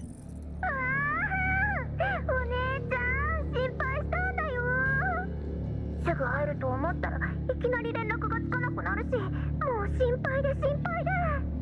連絡がつかないから美容家ずっと心配してたんだよ。自分だけでローラン作戦するって聞かなくて。だってお姉ちゃんが。分かったから本題に入るわよ。予定した集落には着いた？うん、なんとか順調とは言えないけど。Andoris wears an expression of worry, yet she touches her face relaxedly. 私たちも途中から信号が途切れちゃった。出発する前にレールに受信増幅装置を積んでもらったのに。でも運が良かったの。あれから息袋や謎の勢力には遭遇しなかったし、日差しや風向き、地形から方向を分析できたおかげで道に迷わずに済んだんだ。集落に着いた後は住民からネットワークを借りたよ。ずっと連絡がつくか試してた。へえ、なかなか様になってきたじゃない。お姉ちゃんに褒められちゃった。超嬉しい。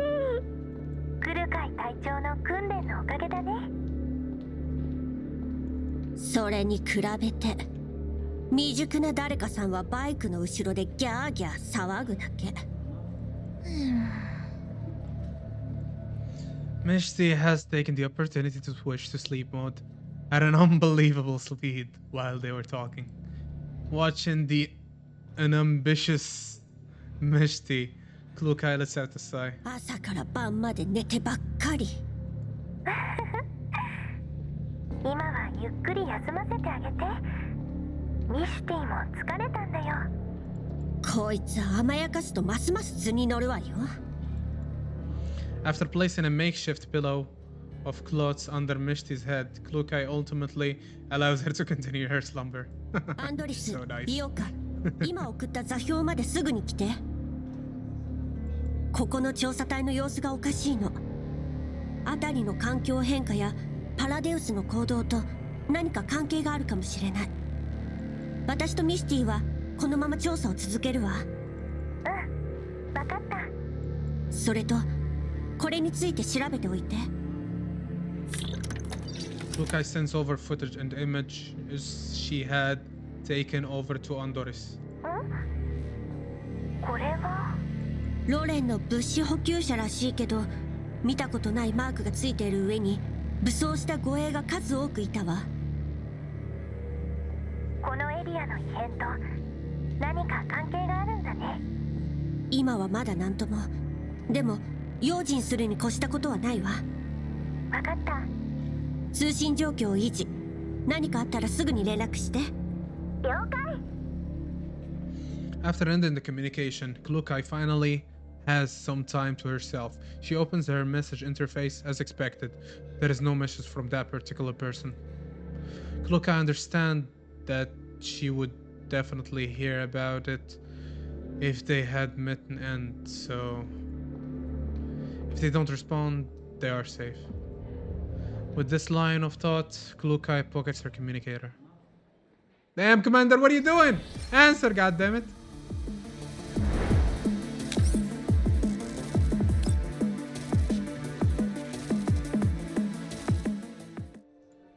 With Andoris information, Klukai can confirm that the underground brokers network used by 404 was completely down. So she decides to contact Dier for an argument, for arrangement. After communicating the situation with Dier, he unexpectedly bears a face of resignation. 闇ブローカーのネットワークが完全に死んだか。ああ、ジャミングについてはアンドリスから聞いた。それでどう解決するの？今まで404が汚染エリアで使ってたのは闇ブローカーの提供したネットワークだ。俺の専門は人形整備、基地局の修理じゃない。しかも奴らの建てた基地局は長年ほったらかされたままだ。なんですって？そんな怖い顔で睨むなよ。俺がどうとかよりもそもそも今回の目的地がレッドエリアに近すぎるんだ。環境が悪けりゃ往来も少ない。人がいなけりゃ収入もない。闇ブローカーがメンテを怠るのは当然だ。だったら奴らに修理させなさいよ。とっくにそうしてるよ。あいつらの性格はわかるだろ。修理依頼の返事に1ヶ月、修理に取り掛かるまでさらに1ヶ月。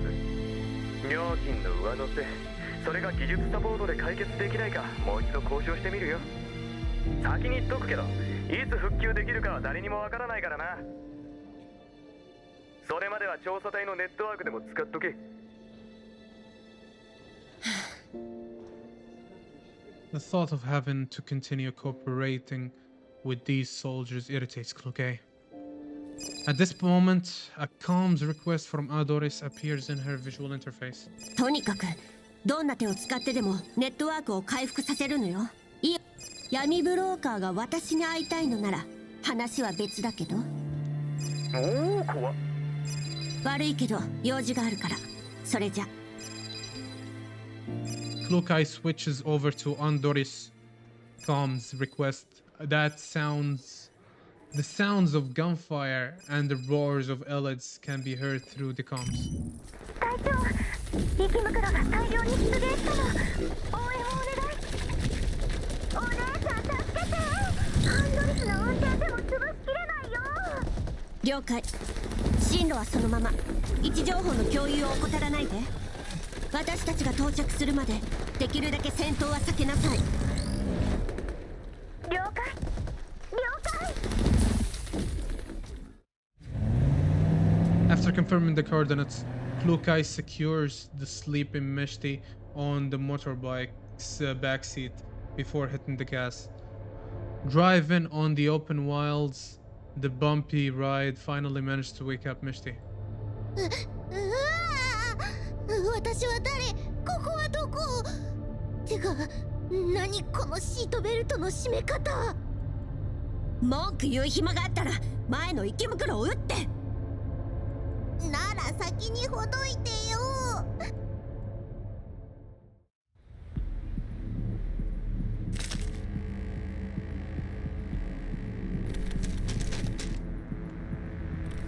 続けて。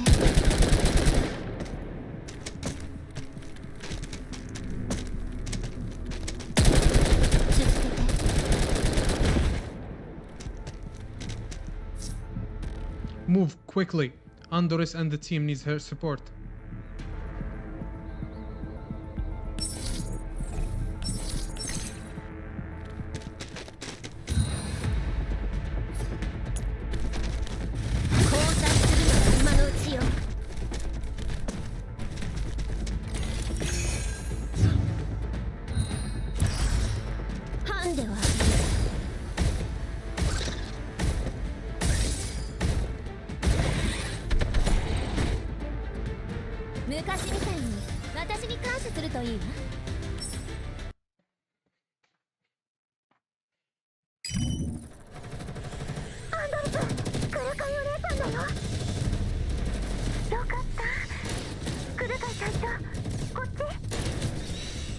Hearing the shouts from the comms channel, Mishti scratches her head.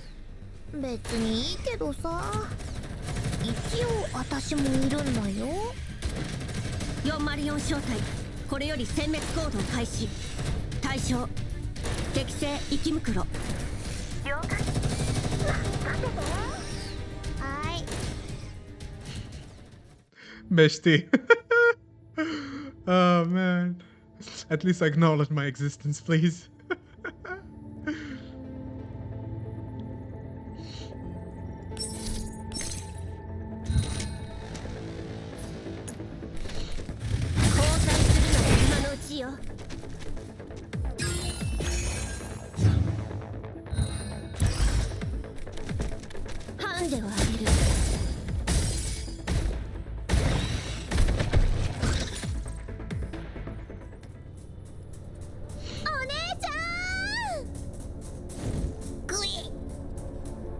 Right after the last bullet and the final elid, Belka jumps off the boulder and rapidly sprints to where Klukai is. どいて。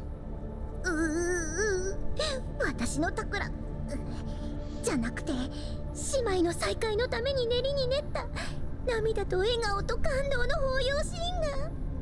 訓練通りに行動せずに自分から池袋の群れに突っ込んだのはそれが理由？違うもん。池袋が怖くてパニックになっちゃったんだもん。でもお姉ちゃんがいてくれて助かっちゃった。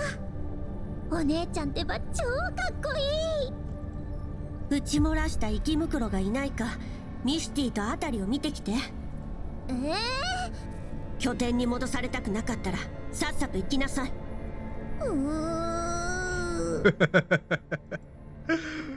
Evading Belka's reluctant puppy gaze, Klukai turns towards Andoris, who has just walked over. どうなってるの？池袋がこれだけ集まるなんて。無駄な衝突は避けろと言ったはずよね。私たちの目的はパラデウスの調査よ。池袋を駆除しに来たんじゃないわ。ごめんなさい。気をつけてはいたんだけど。Andoris shows her data records that she has on hand. 池袋の群れがなぜか行く先々に現れるの。まるで私たちと同じ方向を目指してるみたいに。They were targeting them? どういうこと？データを見せて。今送るね。After skimming the data, Klukai feels that there's something off, but she doesn't manage to think of any implications. ひとまずこの件は置いておくとして、頼んでおいたことは？ちゃんと調べたよ。隊長が見たマークはホワイトエリアに本社を構えるマグニセキュリティっていう PMC のものだね。 PMC？ そう。業務範囲は物資輸送や人員護衛などを含むが、これらに限定されないってホームページには書かれてた。社員はおよそ2000名。グリーンエリアとイエローエリアをまたいで活動してるみたいね。Z から始まるデータが直近のオーダー記録だけど、権限の問題で確認できるのはこれだけだった。セスト&ファルベングループ？これが主な取引先なの？オーダーの 85% 以上を占めてるわね。私も気になってこのグループに関する情報を集めてみたの。続けて。Witnessing the affirmation of her initial speculation, Andoris organizes her thoughts and continues. セシュト&ファルベン、ドイツとフランスによる大手医療科学グループ。一部の業務はロレンのいくつかの部署ともつながってるね。普段の輸送業務は基本的にはマグニセキュリティに任せっきりみたい。今時 PMC なんて珍しくもないし、マグニセキュリティより大きい企業も少なくない。セスト&ファルベンが彼らを選んだ理由は？多分これかな。As she spoke, Andoris sends another set of data to Klukai.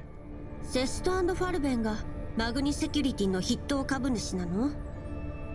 具体的な契約書は見つからなかったけど、過去の資料によればかつてマグニセキュリティと同盟のセキュリティ部門があったみたい。その部門責任者が今のマグニセキュリティの代表ってわけ。マグニセキュリティそのものもグループ専属の嫌いがあるね。子会社化したのね。道理でつながりが深いわけだわ。うん。税務処理の点から組織構造を調整したんだと思う。グリーンエリアやホワイトエリアではよくあることだけど。そうね。さっき言ってたロレンとのつながりというのは？主に薬品の供給と研究開発だね。本当に薬を運んでるだけなの？ Definitely not, obviously. にこの件について確認させて。That's definitely gonna be a cover-up. もうしてあるよ。リバが手にした情報によると、確かにロレン中央政府の派遣した環境調査隊が数日前に特効薬を注文しているみたい。でも管理局の管轄外だから正規部隊じゃなくて PMC を使う理由はわからないって。そう。以上が現時点で収集できる全ての情報だよ。私じゃ初歩的な判断でしか選別できないから、全部の資料をセカンダリレベルに共有しておくね。後でもう一度確認してみて。どうかした？短時間で集めた情報の量も質も以前より格段に上がってるじゃない。ちゃんと段取りを踏むようになったし、少しずつだけど情報への判断力も身についてる。Lukai turns her head after noticing Andor's smile. 合格ってことにしてあげる。Adorable! これからも頑張ります。みんなに追いつけたら隊長にも喜んでもらえるかな。調子に乗らないで。Oh man. はーい。Adorable. A thought hits Klukai just as they end the topic of conversation. 美容か？はいはい。お姉ちゃん呼んだ？Hearing Klukai's voice, the patrol in Bilka rushes back. あそこの寝ぼすけを叩き起こして、そろそろ行くわよ。オッケー。任せて。Klukai looks towards Andoris as Bilka runs off. ミシティは私が連れて行くわ。あんたは美容家をよろしく。それと民謡のはここじゃ不安定だから、あんたたちも調査隊の軍用チャンネルを使って。わかった。あ、隊長。どうしたの？風速と放射線量が変化してる。多分またコーラップスストームが来るよ。わかったわ。寄り道せずに集落に戻るわよ。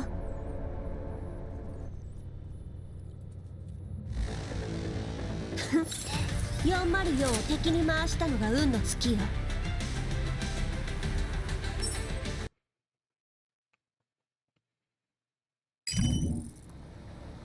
As Height 404 reaches less than a kilometer away from the settlement, Andor's voice comes up from level 2. クルカイ隊長、身元不明な救難信号と通信要請を受け取ったよ。IP アドレスからして同じネットワークを使用しているようだけど、どうする？了解、こっちにつないで。Upon accepting the comms request, a familiar booming male voice rings out from within a sea of noise.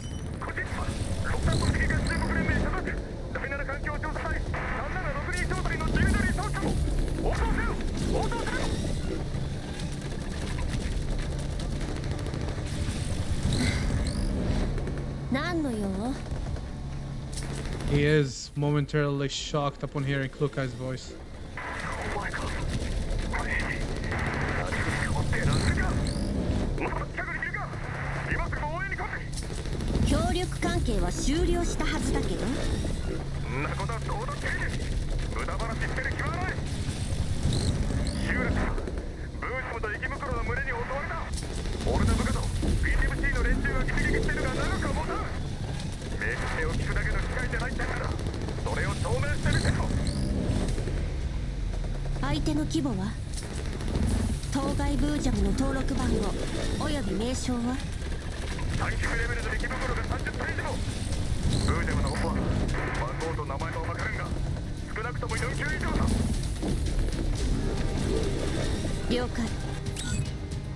As she cleanly cuts the comms, Klukai issues an order throughout level 2 to all of Hyde 404.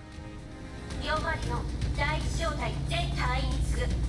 これより戦闘態勢に入る。セカンダリレベルでの通信を維持せよ。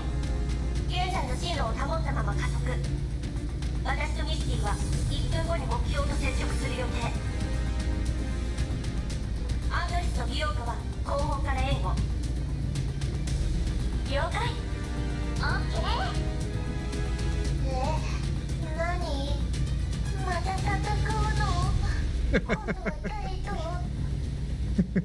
？This is like Oji-san, but the different type of Oji-san. There is no Oji-san better than Oji-san.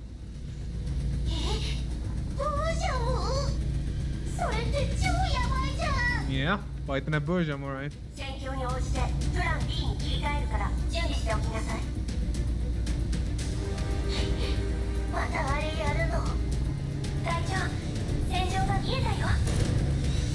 One does not need Andorus to see that the intense gunfire and screams that signal a fierce upcoming battle. The armed forces and mechs surround a single large Bujam. The rifle rounds do not seem to do any real damage against its hardened skin.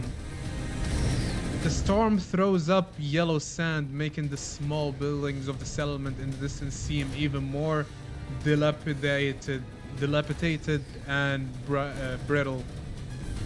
The Bojam waves its thick and sturdy limbs around, toppling over a heavy jeep with ease. The men in the jeep, who have no time to escape, are buried for eternal sleep in the dangerous wilderness before they can even scream.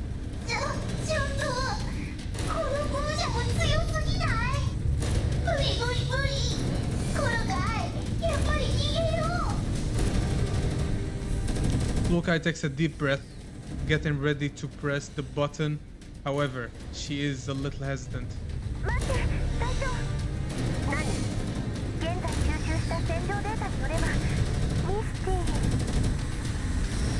Doris's voice once again stutters, the amount and complexity of battlefield information almost overwhelming her to the point of crashing. But line after line of battle intel continues to successfully be transmitted to Klukai through level 2. That's though it's written wrong. After quickly processing the information from Andores, Klukai roughly understands what she means.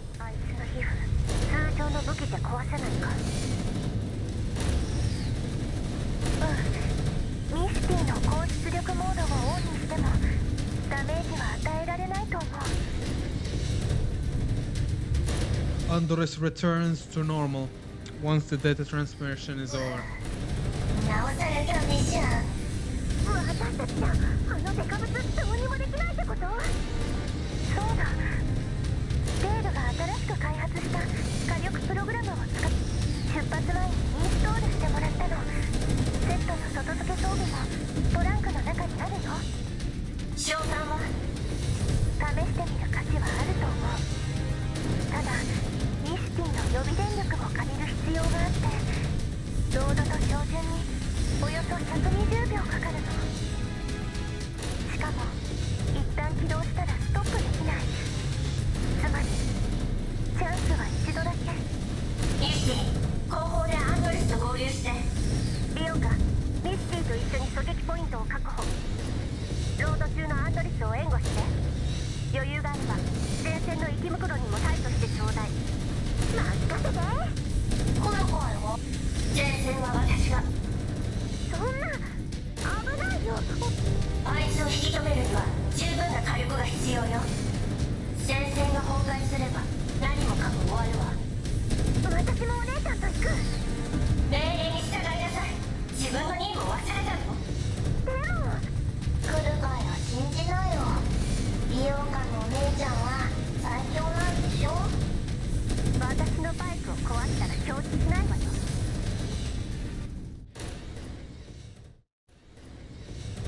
Klukai heads towards the battlefield and finds Dimitri, who's currently commanding the battle. ウージャンの牽制を優先するよう味方に指示して、半径50メートル以内の包囲網の中に奴を押しとどめるのよ。生き袋は私が対処するわ。包囲網に近づく者以外は無視して。それからあんたたちの内部通信のアクセスキーを渡しなさい。好き勝手要求しやがって。その頭は飾りか。あいつの頑丈さを見ただろ。こっちの武器は通用しねえんだぞ。通用しないなら黙ってなさい。404には奴に重傷を与える術がある。あんたたちは指示に従えばいい。Dimitri stares at Klukai after confirming that she isn't messing with him at all. He turns and presses the button on his comms device. 総員にする。俺の3時方向110メートルに半径50メートルの包囲網を張ってウージャムを誘い込め。雑魚は無視しろ。繰り返す。俺の3時方向110メートルに半径50メートルの包囲網だ。 The formation starts moving orderly once the order is received. Dimitri puts down his comms device and squints at Klukai. アクセスキーだ。しくじるなよ。404正体に二言はないわ。Cutscene? No cutscene. But it's a boss fight. Damn, bro. He just got one shot. Holy shit. This bosom is... Yabe. Good job. Keep it up. 続けて。Alright, let's get this over with. I don't need the deployment support. Useless. Alright, let's go. Ooh. Yep, okay. Flower deer. Okay, flower deer. What a stupid name I just gave it. This ought to be easy, don't worry about it. And this. That's two. Nice. This. Support. どうってことないわ。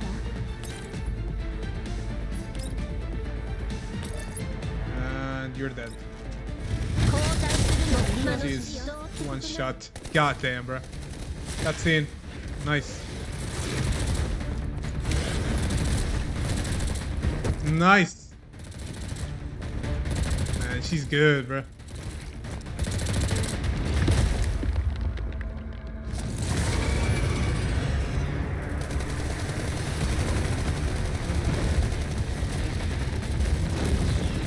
Ooh. 隊長、ロードは順調だよ。あと1分で発射できる。了解。他のことはいいから、あんたは射撃に専念して。了解。おい、言われた通りに囲んだぞ。何のつもりか知らねえが早くしろ。もう持たねえぞ。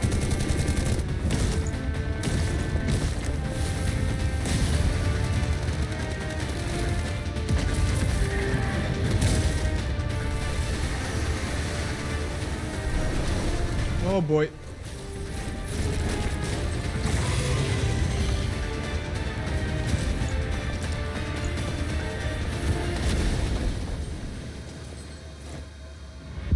A と35秒よ。持ちこたえて。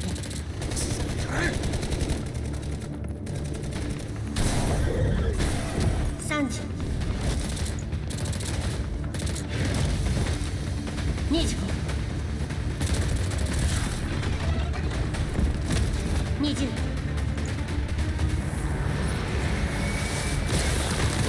Oh boy.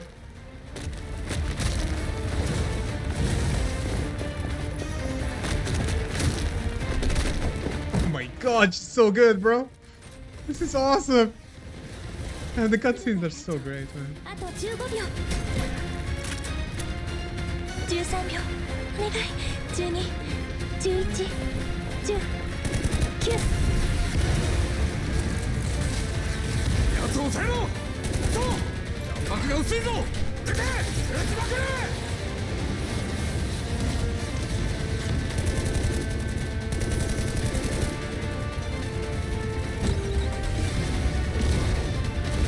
5秒前。5、4、3。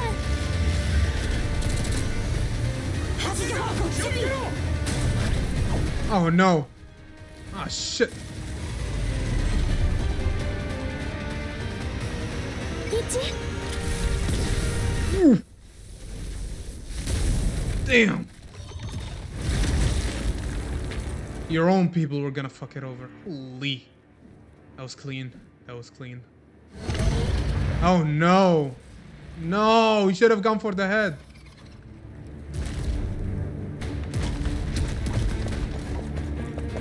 Now what?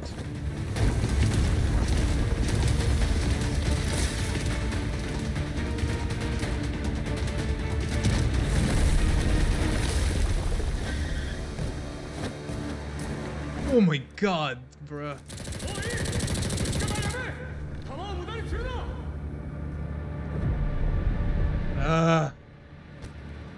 Damn it. 負傷者は駐屯地で治療を受けてこい。他は戦場を清掃。死傷者を統計しろ。修理可能な機械も回収しておけ。それとマグニの責任者を呼んでこい。 Damn it, bro got blue balls. Damn, bro. Dimitri viciously kicks a broken machine near his feet after silencing his comms. 何が PMC だ。何がマグニセキュリティだ。その役にも立たねえ。 On the other end, Hyde 404's 3 other members rush over under orders from Klukai. 惜しかったね。もう Yeah, ちょっとだっ it's た。 really wounded. 人間たちがヘマしなければ今頃あのブージャムも死んでたでしょ。クルカイ隊長。あんたのせいじゃないわ。うん。でもやっぱり悔しい。あのブージャム、もう襲ってこないといいけど。I wouldn't count on that, honestly. Andres looks worriedly in the direction the Boojum escaped. アンドリスのあれすごい威力だったね。デールのやつ結構バイオレンスなのかも。ミシティ、ビオカ、あんたたちは先に集落に戻って待機。アンドリス、さっきの爆発の原因を調べて。Looking at a bunch of Survey Corps soldiers gathering around the chunk of the Boojum's torso, Klukai puts her gun away. あっちの様子を見てくるわ。おい、嘘だろ。いや、間違いないだろう。さっき総長にも伝えたから、もうじき来るはずだ。What? Going past the shocked soldiers, Klukai sees spots of silvery white light shining from underneath the bloody mess. Viewing it at a distance, at a different angle, Klukai realizes that the shine comes from a piece of metal. The piece of metal protrudes from a broken stump, its surface already covered with some crystals due to the effect of collapsed radiation.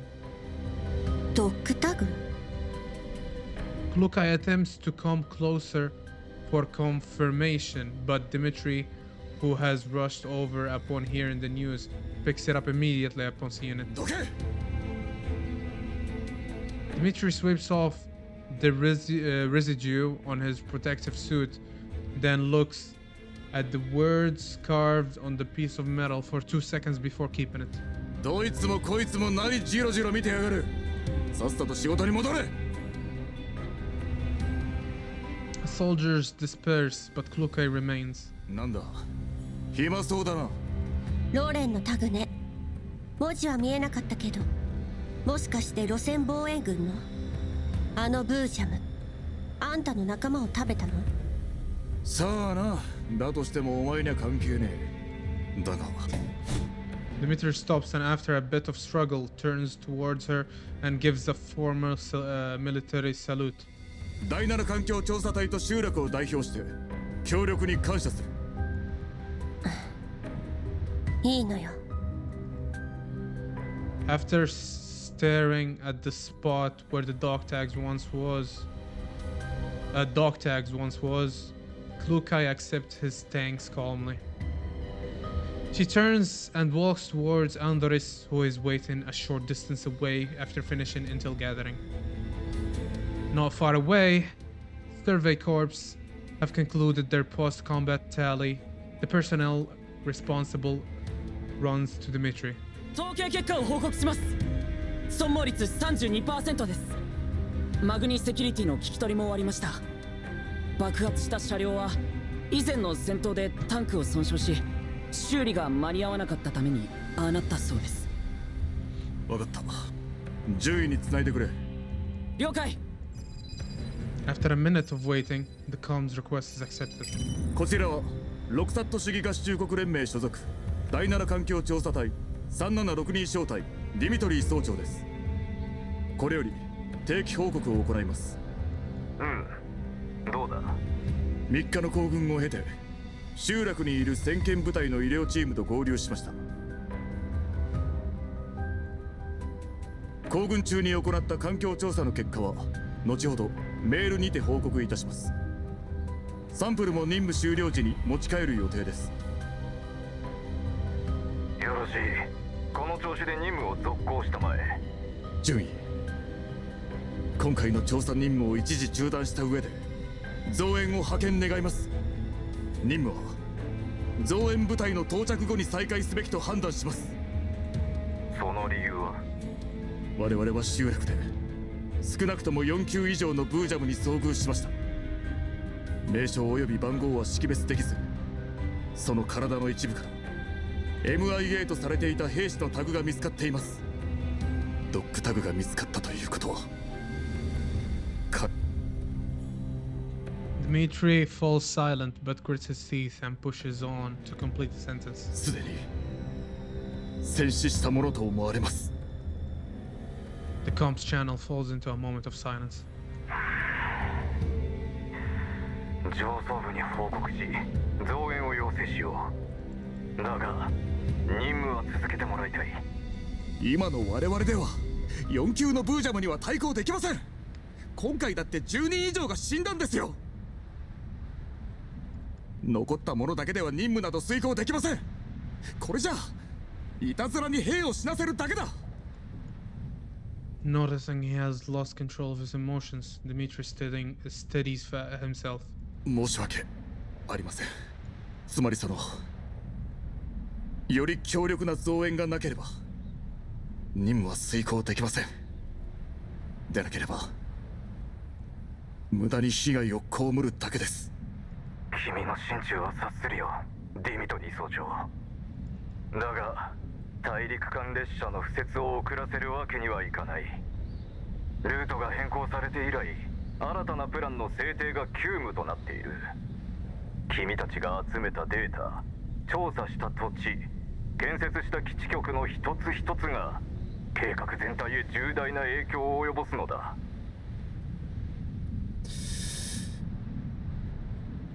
任務を続行してくれ。そうした方が増援が到着した後もやりやすいだろう。私も可及的速やかに増援を手配。次の報告も期待しているよ。After ending the communication, Dmitri notices that the soldiers around him are carrying strange expressions. 怖けりゃ言え。何も恥じることもない。恐怖を感じない奴は人間じゃねえ。機械だ。総長、あれはブージャムですよ。我々は頂上列車でもブージャムに遭遇してます。兵站駐屯軍の支援がなかったら列車はブージャムに粉々にされてたはずです。分かってる。 He left out a heavy sigh. 炊事兵に伝えろ。今夜はごちそうだとな。死んだ奴らの遺族への保証は俺が申請しておく。はい。さあ、持ち場に戻れ。総長はどうします？俺は。 The storm continues, but dusk is approaching. As the setting sun paints a deep red over this broken, desolated land, Dmitri squeezes the found dog tags. Despite being isolated by the thick protective suit, he can almost feel the hardness and life cold that belongs only to metal. For a long time, he simply looks towards the wilderness in front of him without speaking a single word. The wilds respond only with the sound of boundless wind. Dmitri hesitates for a moment, and without regard for anything at all, he yanks off his protective mask and spits hard on the ground. 最悪の気分だぜ。Hyde 404 is temporarily camping out in the abandoned dwelling of the settlement. Klukai contacts Liva to report on their progress. As Klukai stares at the relaxed but attentive eyes of Liva through her comms, her neural cloud wanders out of the present and into the memories of the years past. You want to hide your hair just to be a guard? Where are you going? A military academy? Oh, how could that be? It's just a measure to blend in and be low-key okay. Have a look, 416. Don't I look kinda cool? Kluke remembers even now the day UMP-45 set off on a long-term mission at the Non-Military Forces Administration, pulling her suit straight and somewhat comically swishing her shaggy head of hair that she was not used to. It seems as if it would just fly off her head the next second. UMP-9 and G-11 stand alongside, their countenances troubled. It will be better and more convenient for dolls to simply switch to another body, yet the members of Squad 404 stayed silent on the matter. After UMP-45 left for a while, UMP-9 was also temporarily hired by Kalina, leaving only 2 members at the 404 base, following a period of struggle. The elite doll, known as 416, took over as the squad leader of Squad 404. Although she had gotten her long-cherished wish, the circumstances under which it was achieved were far from satisfying. In the time that followed, Squad 404 underwent personal expansion and structural adjustments. The once awkward attire gradually became a perfect fit for the doll now known as Liva, as if she had always belonged there. 異常なエリット少将、不明勢力による襲撃、未登録なブージャム。 At first, Glukai felt disturbed and annoyed every time she saw Liva in her suit. But as time went on, Liva proved to her that UMP-45 had never left 404. Of course, her more unsavory personality traits were simply buried further down. 賑やかな任務になったじゃない。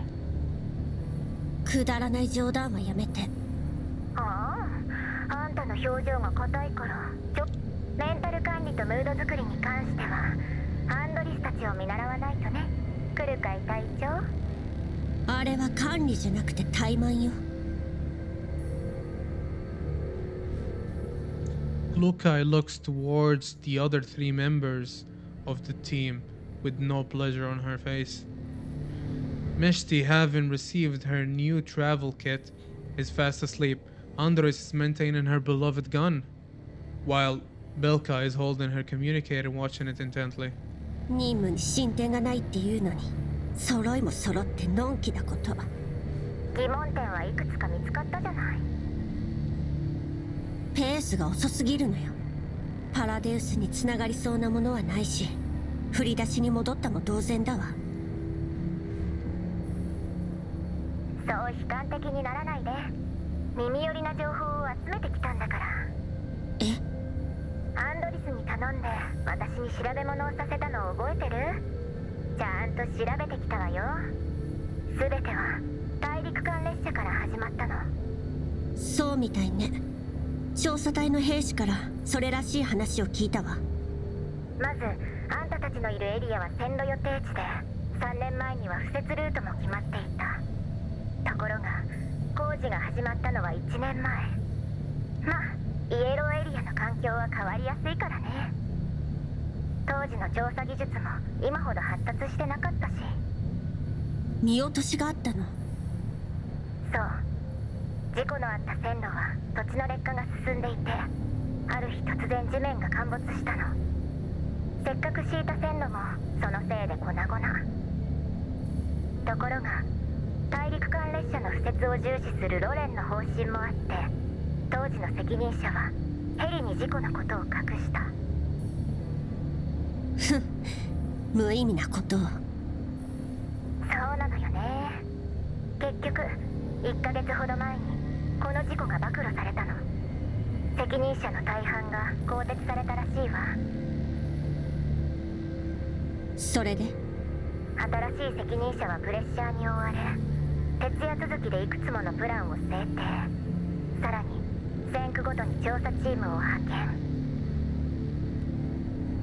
でも環境調査隊はスケジュールがいっぱいで、短期間にこれだけの任務はとても処理できない。そこで敷設予定地付近の軍人が一時的に調査隊へ編入されることになったってわけ。あんたたちが出会った部隊もその口でしょうね。そうね。でもパラデウスと何の関係が？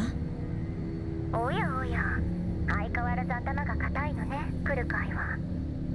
あんたこそまともに話もできないの？知ってるわよね。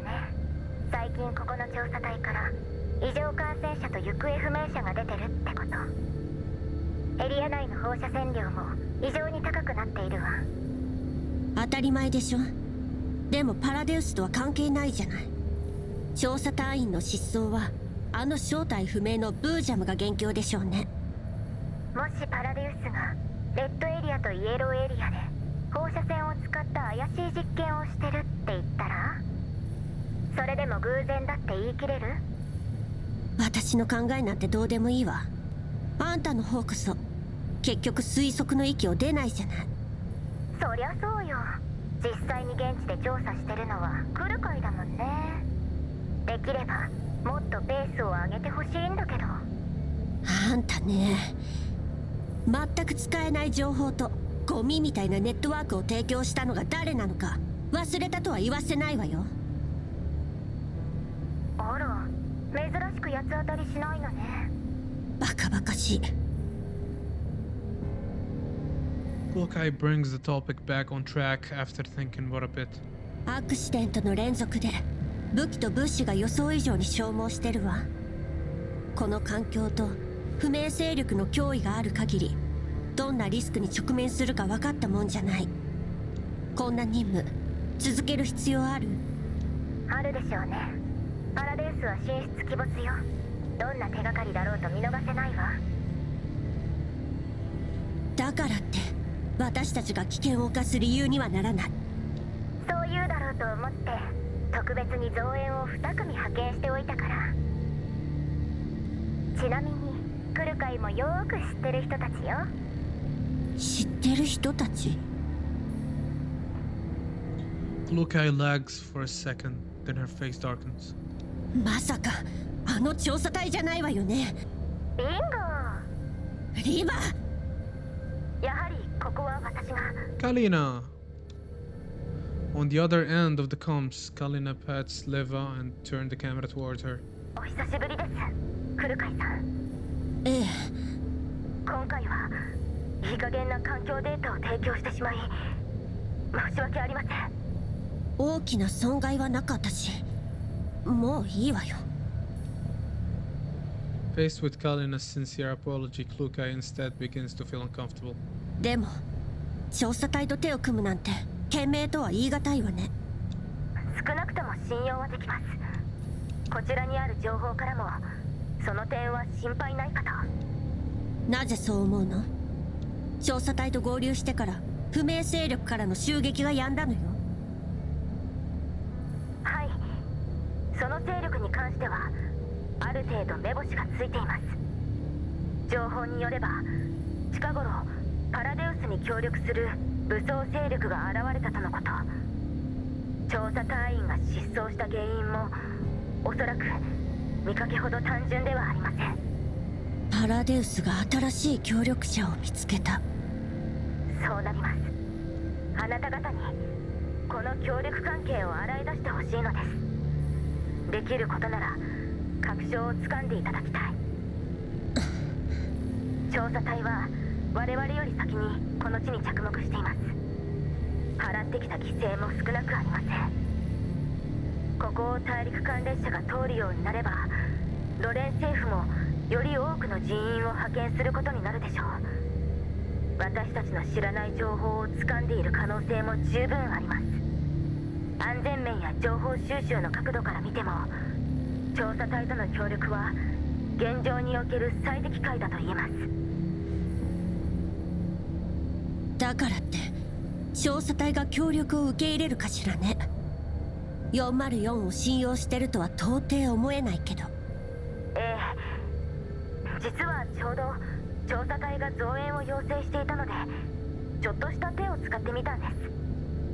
正規部隊が到着するまでの間404が調査隊を援護できるように関連書類はすでに双方にメールで送られているはずです。さすが手が早いわね。あなた方をサポートするのが私の役目ですから。カリーナ、リバみたいなやつとは距離を置いた方がいいわよ。Hearing what Kluka has said, Kalina flashes a cheeky smile from her Griffin days. I want to see that, bro. Come on.